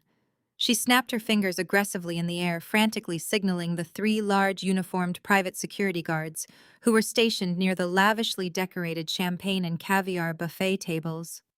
She marched directly toward us, the heavy silver fabric of her couture gown swishing angrily with every furious step. The security guards immediately flanked her, looking highly intimidating with their coiled earpieces and serious, unsmiling expressions. Vivian stopped just 5 feet away from me, planting her hands firmly on her hips to assert her dominance.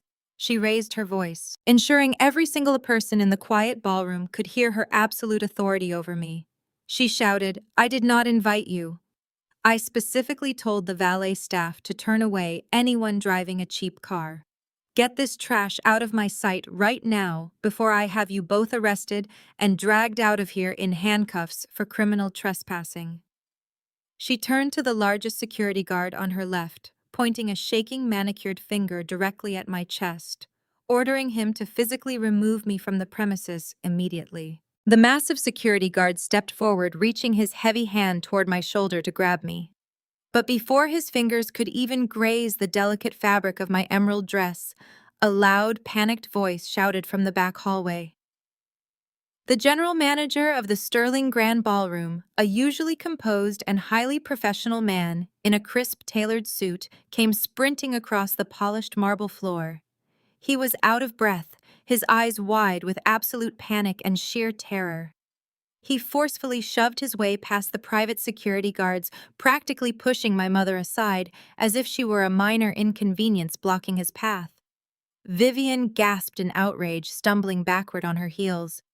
The manager stopped directly in front of me, smoothing his jacket quickly to compose himself, and bowed deeply with profound, undeniable respect. He ignored my mother completely, keeping his terrified, respectful eyes entirely focused on me as he waited for my command. He said, "Everything is prepared exactly to your liking, Madam Owner." Vivian froze, the furious command dying instantly on her lips. She looked at the general manager of the Sterling Grand Ballroom as if he had suddenly sprouted a second head. She stammered, demanding to know what kind of sick joke he was playing, reminding him loudly that she was a platinum member of this club who spent thousands here every year. The manager did not even look at her. He kept his posture rigid and his eyes respectfully lowered toward me, waiting patiently for my instruction. I took a slow, deliberate step forward, closing the distance between my mother and myself. The absolute silence in the grand ballroom was deafening. Every single politician, superior court judge, and wealthy socialite was holding their breath, their eyes darting rapidly between my shimmering emerald gown and my mother's pale, horrified face. I looked Vivian dead in the eye, stripping away the final layer of her false authority with clinical precision. I kept my voice perfectly level, ensuring the immaculate acoustics of the vaulted ceiling carried my words to every corner of the room. I asked her if she really thought I was trespassing. I smiled a cold and hollow expression that sent a visible shiver down her spine. I said, "Trespassing, Mom.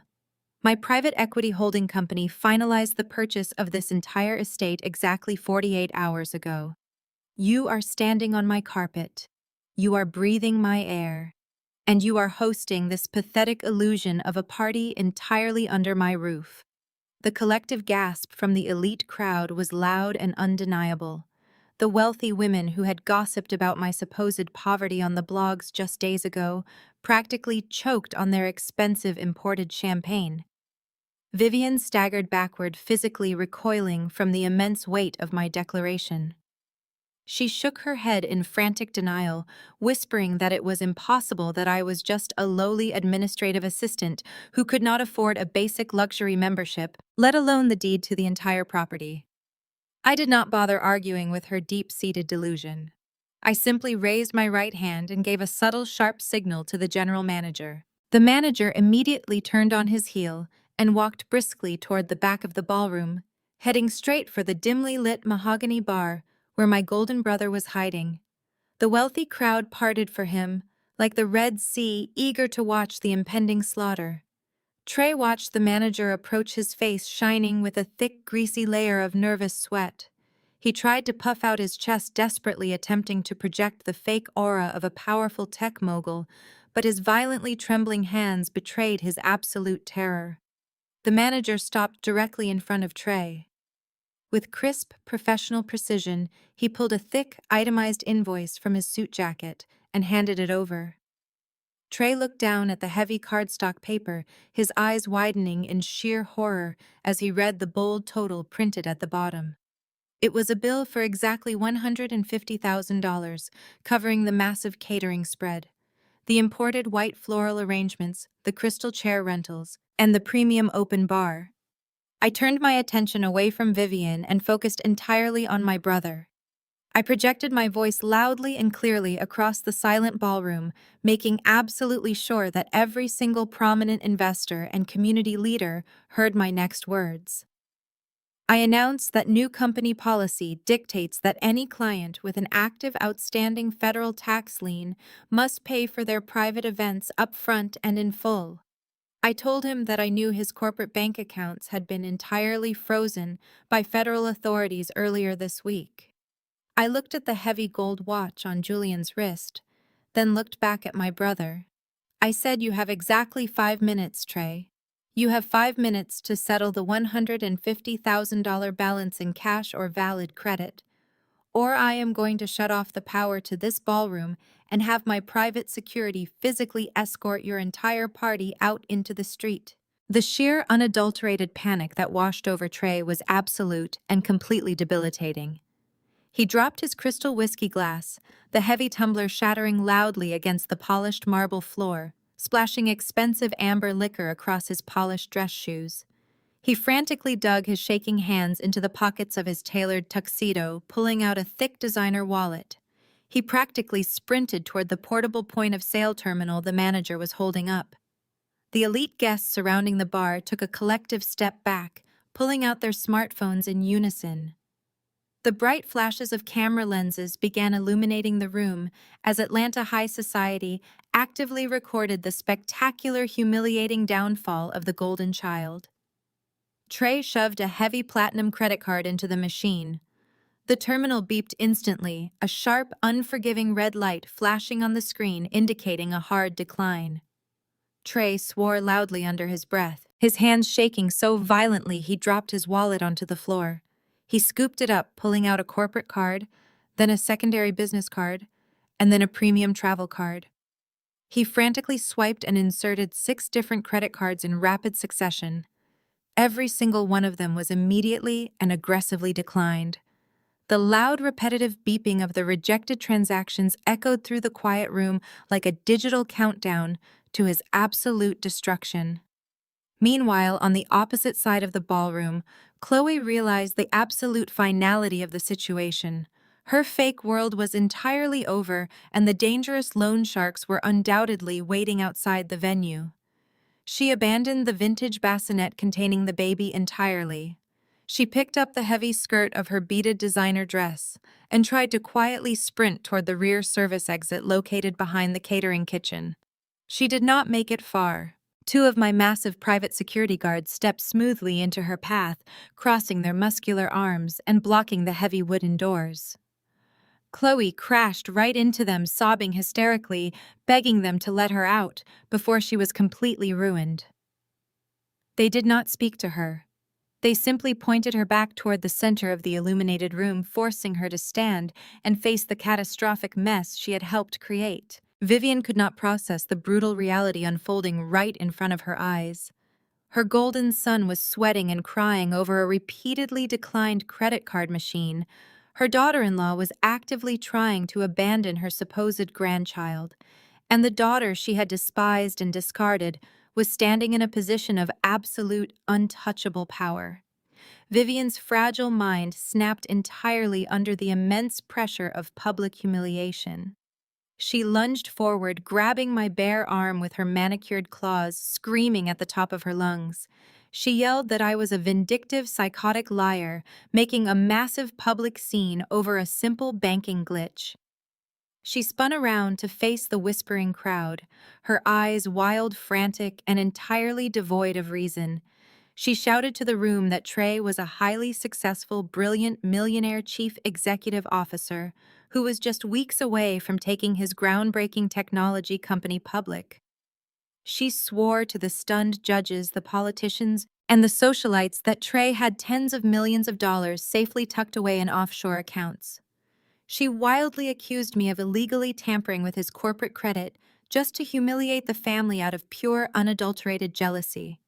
She screamed that Trey was a visionary genius who did not owe anyone a single dime and that we were all witnessing a cruel, calculated setup.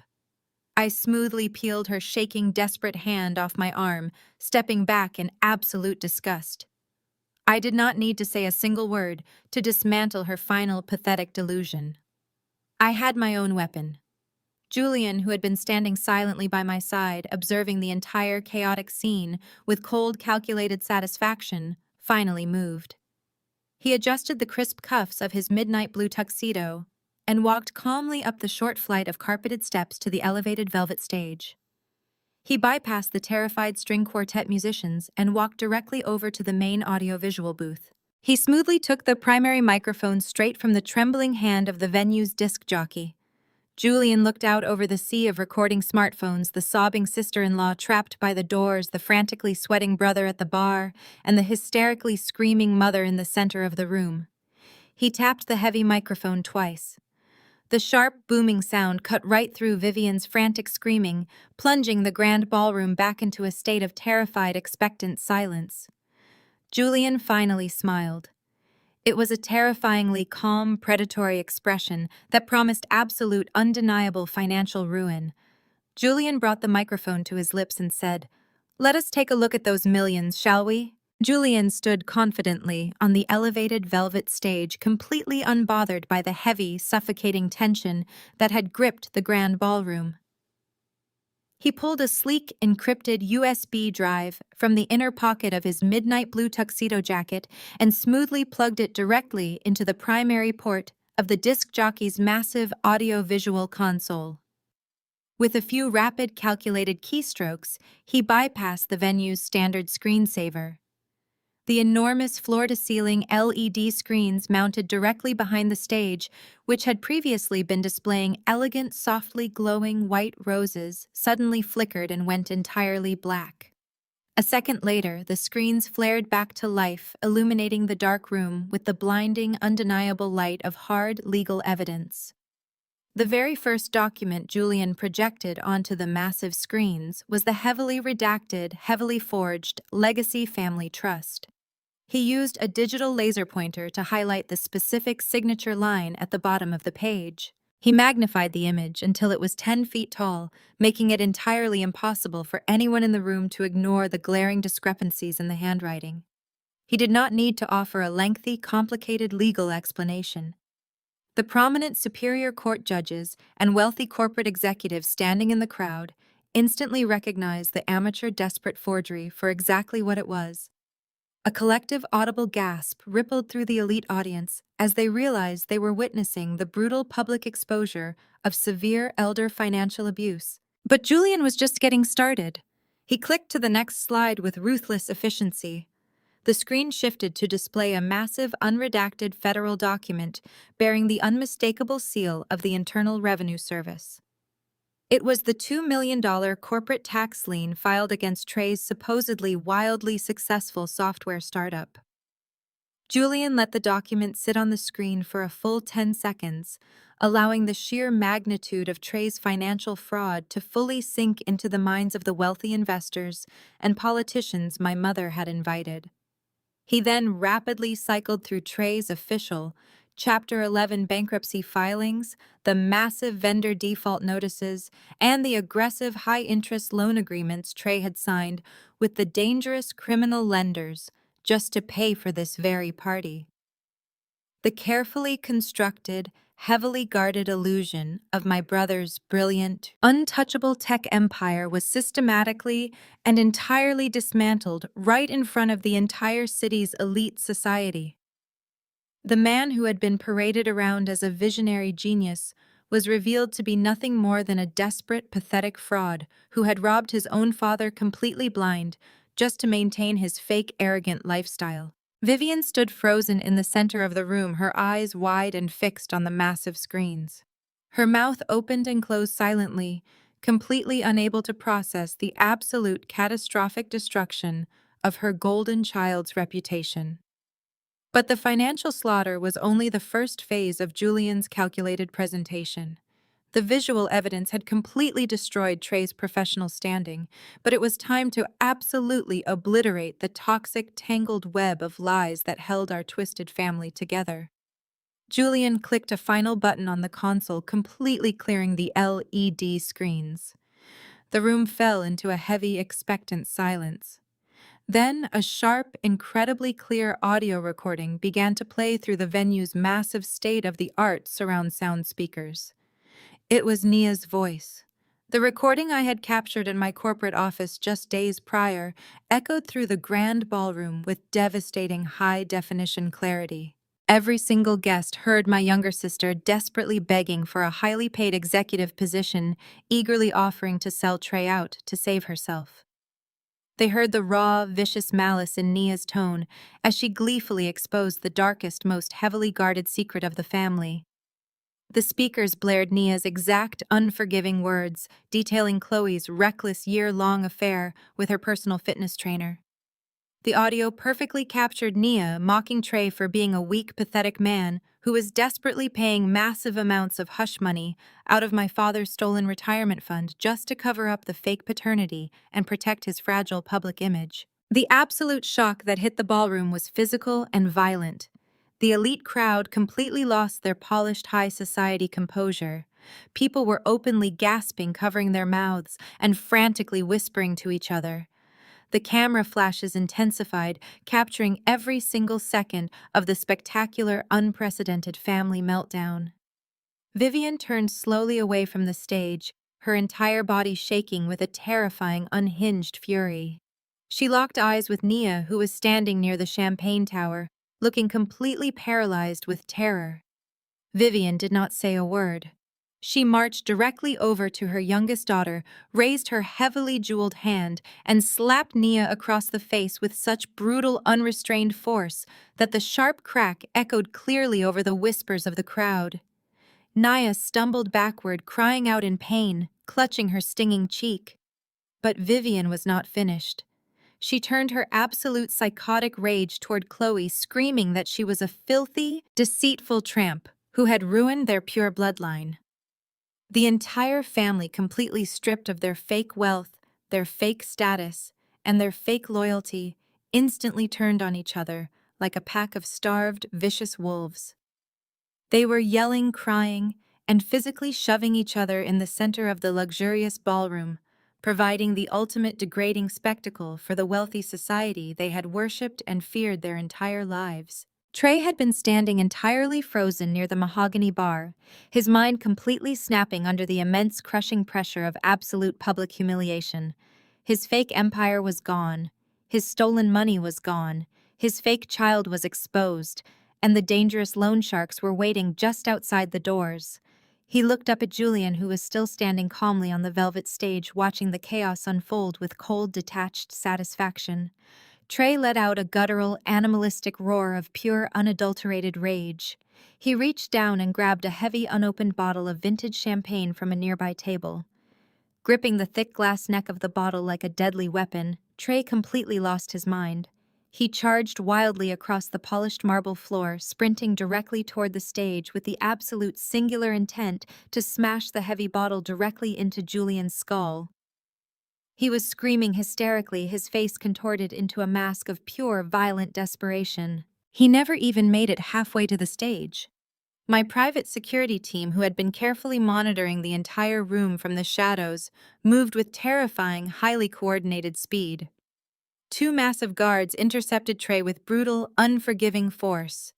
They did not try to gently restrain him or calmly de-escalate the situation. They hit him like a freight train. One guard grabbed Trey's extended arm, violently twisting his wrist until the heavy champagne bottle slipped from his fingers and shattered loudly on the marble floor.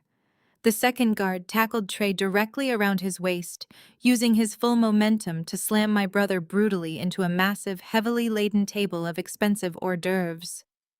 The impact was spectacular and devastating. The heavy wooden table completely collapsed under their combined weight. Crystal platters of caviar, silver trays of imported cheeses, and dozens of delicate champagne flutes shattered into thousands of tiny, sparkling pieces. Trey hit the floor hard, completely buried in broken glass, crushed crab cakes, and the ruined remnants of his fake, luxurious life. He tried to thrash and fight back, screaming obscenities and demanding they let him go, but the security guards effortlessly pinned him to the marble floor, driving their heavy knees firmly into his back and twisting his arms painfully behind him. The elite crowd screamed and frantically backed away from the violent struggle, desperate to avoid the flying glass and the complete terrifying breakdown of the host family. Vivian was still screaming hysterically at Chloe. Nia was sobbing on the floor, clutching her face, and Trey was pinned down, bleeding slightly from a small cut on his forehead, looking absolutely pathetic and completely broken. I stood perfectly still near the entrance, watching the total, undeniable destruction of the toxic family that had tried to destroy me for 30 years. I felt absolutely nothing for them. No pity, no sorrow, and no regret. They had built their entire world on a foundation of lies, cruelty, and stolen money, and now they were being crushed entirely under the heavy, inevitable weight of the absolute truth. Suddenly, the frantic screaming inside the ballroom was entirely drowned out by a sound that cut right through the chaos. Loud, piercing sirens began wailing aggressively just outside the country club. The heavy, rhythmic whoop of police cruisers rapidly approaching the venue echoed through the warm night air. Brilliant, flashing blue and red emergency lights began strobing violently through the venue's massive stained glass windows, casting frantic, colorful shadows across the terrified faces of the wealthy guests. The elite crowd completely panicked, realizing this was no longer just a scandalous family dispute, but an active, aggressive criminal raid. They frantically grabbed their designer coats and expensive handbags, desperately trying to push their way toward the side exits to avoid being associated with the impending arrests. The heavy oak double doors at the main entrance, the exact doors Julian and I had walked through just 15 minutes earlier, were suddenly and violently kicked open. A team of federal agents wearing dark tactical vests with the bright yellow letters FBI printed boldly across their chests swarmed into the grand ballroom. The lead agent, a tall, imposing man with a stern face, held up a federal warrant, his voice booming over the frantic whispers of the panicked crowd. He was flanked by half a dozen heavily armed local police officers, who immediately moved to secure the perimeter of the room, blocking the exits and ensuring no one could flee the scene. The elite society of Atlanta, the very people my mother had spent her entire life trying to impress, pressed themselves against the silk-draped walls, desperate to distance themselves from the unfolding criminal nightmare. The federal agents did not hesitate. They marched with practiced, terrifying precision directly across the polished marble floor, heading straight for the collapsed catering table where my private security guards still had Trey firmly pinned to the ground. Upon seeing the federal badges, my guards immediately released their grip and took a synchronized step backward, seamlessly handing my brother over to the authorities. Trey was a pathetic sight. His custom-tailored tuxedo was torn and heavily stained with crushed hors d'oeuvres and spilled champagne. He was bleeding from the small cut on his forehead, his face pale and completely slick with terrified sweat. Two federal agents grabbed him roughly by the arms, hauling him up from the floor with zero regard for his supposed elite status. The lead agent stepped directly into Trey's face and began reading the charges loudly, ensuring the acoustics of the grand ballroom carried every single damning word to the ears of the city mayor, the prominent judges, and the wealthy investors. He announced that Trey was being placed under immediate federal arrest for multiple counts of aggravated wire fraud, massive corporate embezzlement, and felony elder financial abuse. The mention of elder abuse sent a fresh shockwave through the room. The crowd realized in real time that the golden child had not only defrauded his corporate investors, but had ruthlessly robbed his own father to fund this pathetic illusion of wealth. Trey did not fight back.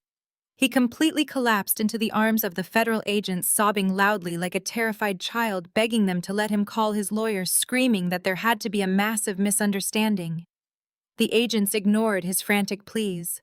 They aggressively pulled his arms behind his back, and the sharp metallic click of heavy steel handcuffs echoed loudly in the quiet room. Seeing her golden son securely handcuffed and being read his Miranda rights finally snapped my mother out of her paralyzed state of shock. Vivian let out a raw, agonizing scream that tore from the very bottom of her throat. She realized in that exact moment that her fake reality was permanently destroyed, and the only person in the entire world who possessed the actual wealth and power to fix this catastrophe was the daughter she had relentlessly abused. Vivian completely abandoned the last remaining shreds of her high society dignity. She ran across the ruined marble floor, slipping slightly on the spilled champagne, and threw herself directly at my feet. She fell hard onto her knees, her custom silver couture gown soaking up the spilled alcohol and crushed food. She aggressively grabbed the hem of my emerald green dress, with both of her shaking hands, her manicured nails digging into the expensive fabric. She looked up at me, her face completely ruined by tears and smeared makeup, her eyes wide with a frantic, animalistic desperation. She wept hysterically, completely, ignoring the hundreds of wealthy peers watching her ultimate degradation. She screamed at me to help him. She cried, saying, "Please, Zoya, please do not let them take him away. You have the money. You own this building. You can pay them off. You can fix all of this right now. He is your brother. You have to save your brother." I looked down at the woman who had birthed me, the woman who had systematically tried to destroy my confidence, my future, and my family, just to elevate a lying thief. I felt absolutely no pity for her tears. I felt no obligation to her desperate pleas. I had spent 30 years internalizing her cruel rejections, but tonight I was completely immune to her manipulation. I reached down and forcefully pried her shaking fingers off the hem of my dress, letting her hands fall uselessly back to the floor. I stood tall, my posture rigid, and my expression devoid of any warmth or empathy. I pitched my voice perfectly, keeping it calm, icy, and entirely unforgiving. I looked her dead in the eye and delivered the absolute final truth. "I said you wanted a grandchild to bring glory to the family, Mom. You destroyed everyone around you just to maintain that perfect illusion.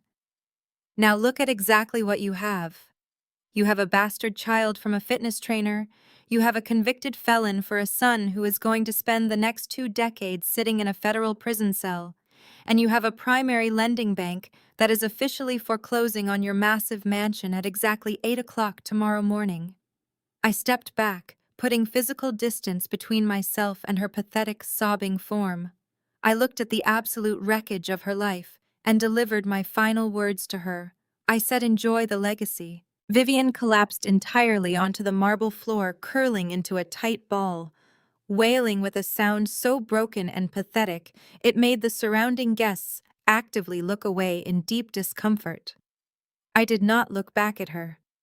I turned to Julian, who offered me his arm with a look of profound, quiet pride.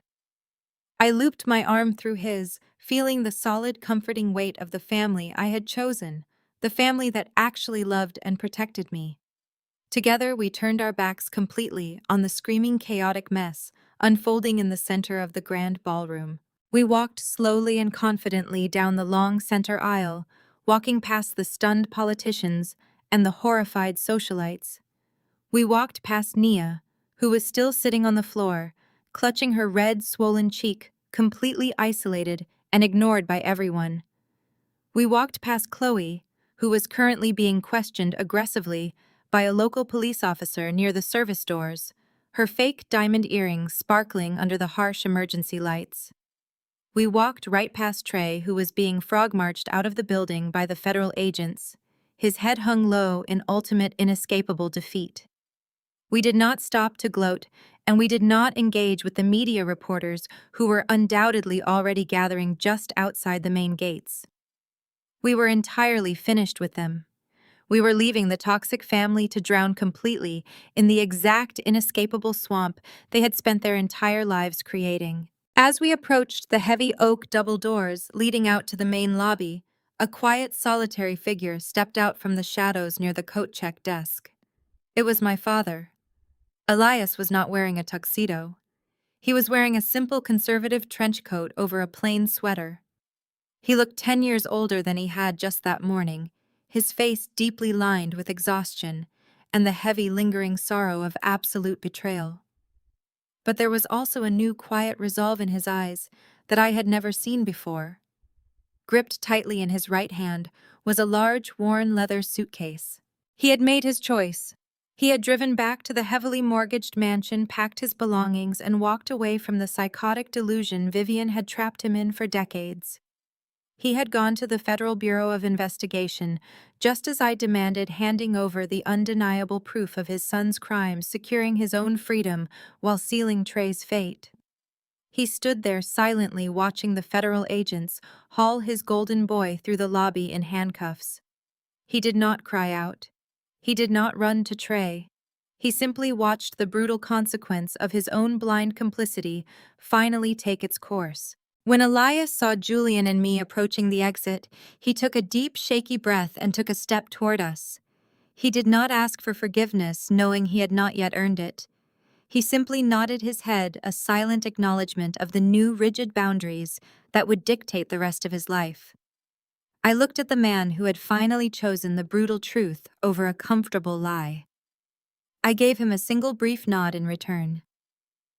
Julian pushed open the heavy glass doors, and the three of us walked out into the cool, refreshing night air of Atlanta. Behind us, the Sterling Grand Ballroom was a glowing beacon of sirens flashing lights and ruined lives. But ahead of us, the night was quiet, peaceful, and entirely ours. The valet staff had already brought my sleek, armored luxury sedan to the front of the circular driveway, leaving it idling quietly while the chaos erupted inside. Julian walked around to the driver's side while I stopped for a brief moment near the passenger door. I took a deep breath, filling my lungs with the crisp, clean air. It felt as though a massive, suffocating weight that I had carried since childhood had finally been lifted off my chest. I looked up at the clear night sky, the stars shining brightly over the sprawling estate that I now completely owned. Elias walked slowly over to the trunk of the car, placing his heavy leather suitcase inside. He closed the trunk with a soft click, standing quietly near the rear fender waiting for my cue. He understood that he was not moving into my home as a demanding patriarch, but entering my world as a guest who was strictly bound by my rules. I opened my car door and slid into the soft, premium leather seat. Julian put the vehicle into gear, and we drove smoothly down the long, winding driveway, leaving the flashing red and blue lights far behind us. The sprawling wrought iron gates of the country club opened automatically as we approached, closing firmly shut the moment our rear bumper cleared the threshold. The estate was locked down. The villains were trapped inside, with the federal authorities forced to face the harsh, unforgiving light of the justice system. The empire of lies had officially fallen, and the generational wealth they had desperately tried to steal was safely locked away in the fortress I had built. As the car merged onto the quiet highway, heading back toward the absolute safety of my true family, I realized that the greatest revenge was not the destruction I had left behind. The greatest revenge was the unshakable peace I was driving toward. 3 months have passed since the flashing lights of the Federal Bureau of Investigation raid illuminated the Sterling Grand Ballroom. The fallout was swift, brutal, and incredibly public. Trey was immediately denied bail by a federal judge who viewed him as a massive flight risk, especially after prosecutors uncovered his desperate connections to violent, unregulated criminal lenders. He is currently sitting in a cold concrete federal detention center, facing a mandatory minimum of 15 years in a maximum security prison for aggravated wire fraud and felony elder abuse. The arrogant man who once bragged endlessly about his impending billion-dollar initial public offering now spends his days scrubbing cafeteria floors for 20 cents an hour, his fake tech empire completely erased from existence. Chloe did not waste a single second playing the loyal, supportive wife. The exact moment the federal agents froze all of Trey's remaining assets, she filed for an expedited divorce. However, with my father's retirement trust completely recovered, and Trey's corporate accounts entirely seized, there was absolutely zero money for her to extract. Stripped of her massive closet of designer wardrobes, her luxury sport utility vehicle, and her elite social status, she packed up the baby and moved into a cramped, dilapidated trailer park on the far outskirts of the city. She now lives full-time with her personal fitness trainer. She is discovering very quickly that physical passion does not pay for custom Gucci baby shoes, expensive country club memberships, or organic groceries. They spend their days engaged in bitter, screaming arguments over unpaid bills, trapped in the exact poverty she spent her entire life running from. Nia suffered a completely different kind of spectacular destruction. Her desperate recorded attempt at corporate blackmail became the stuff of absolute legend within the competitive Atlanta business community. My private equity firm quietly ensured that every major public relations agency and high-level corporate human resources department in the state heard the undeniable audio of her betrayal. She was entirely blacklisted from the corporate world. The judgmental sister, who used to look down on me for wearing unbranded clothing, now wears a grease-stained, ill-fitting polyester uniform. She works the grueling graveyard shift as a waitress at a 24-hour diner off the interstate, forced to serve the very working-class people she used to mock coming home every morning with aching feet and absolutely zero prospects for her future. But the most catastrophic collapse belonged entirely to my mother. Vivian lost her massive suburban mansion to the bank foreclosure at exactly 8 o'clock the morning after the gala. Her prestigious country club memberships were immediately revoked due to unpaid dues and the sheer magnitude of the public criminal scandal. Her wealthy friends, the elite socialites she had worshipped and protected her entire life, completely abandoned her overnight, refusing to return her frantic phone calls. The sheer trauma of losing her status completely shattered her fragile grip on reality. She now lives alone in a tiny one-bedroom subsidized apartment on the east side of town. She spends her afternoons wandering the cracked concrete courtyards in her faded silver couture gowns, desperately trying to convince her confused, pitying neighbors that she is a wealthy matriarch simply waiting for her private driver to arrive. It is a pathetic, tragic end for a woman who valued shallow appearances over her own flesh and blood. My father, Elias, managed to escape the burning wreckage, but not without heavy scars. True to my strict ultimatum, he fully cooperated with the federal authorities, testifying against Trey and providing the necessary documentation to secure my brother's indictment. I honored my end of the agreement on my own uncompromising terms. I purchased a comfortable, modest condo for him in a quiet, heavily secured neighborhood. However, the deed is held entirely within a strict, ironclad legal trust that only I control. He cannot sell it, he cannot borrow against it, and he cannot ever invite Vivian or Nia to step foot inside. He accepted the terms without a single complaint. He is currently attending intensive therapy twice a week, slowly unpacking decades of toxic enabling cowardice and his damaging patriarchal ego. We are not best friends, and the deep emotional wounds of my childhood will take years to fully heal. But he is trying. He comes over every single Sunday afternoon, sitting quietly in my sunroom and spending hours spoiling his true granddaughter Maya. For the very first time in his life, he is learning how to love someone purely without demanding absolute compliance or generating a return on his investment. The warm afternoon sun filters beautifully through the towering oak trees in our sprawling backyard. Today is Maya's first birthday party. The catered barbecue smells incredible. A lively jazz band is playing softly on the stone patio, and the air is filled with genuine, unfiltered laughter. I look around the massive green lawn and see absolutely no blood relatives other than my father and my daughter. Instead, the yard is filled entirely with our chosen family. I see the brilliant financial analysts who helped me build my private equity firm from the ground up. I see Julian's loyal law partners and their families. I see the dedicated mentors who believed in me when I was just a broke college student working 3 grueling jobs to survive. These are the people who actually supported me, celebrated my victories without jealousy, and stood fiercely by my side during the darkest moments of my life. Julian walks over, wrapping his strong arm around my waist, pulling me close as we watch Maya toddle across the manicured grass. She is wearing a simple, bright yellow sundress, laughing uncontrollably as she chases a floating soap bubble. She is safe. She is deeply loved. And she will never ever know the suffocating toxic weight of conditional family love.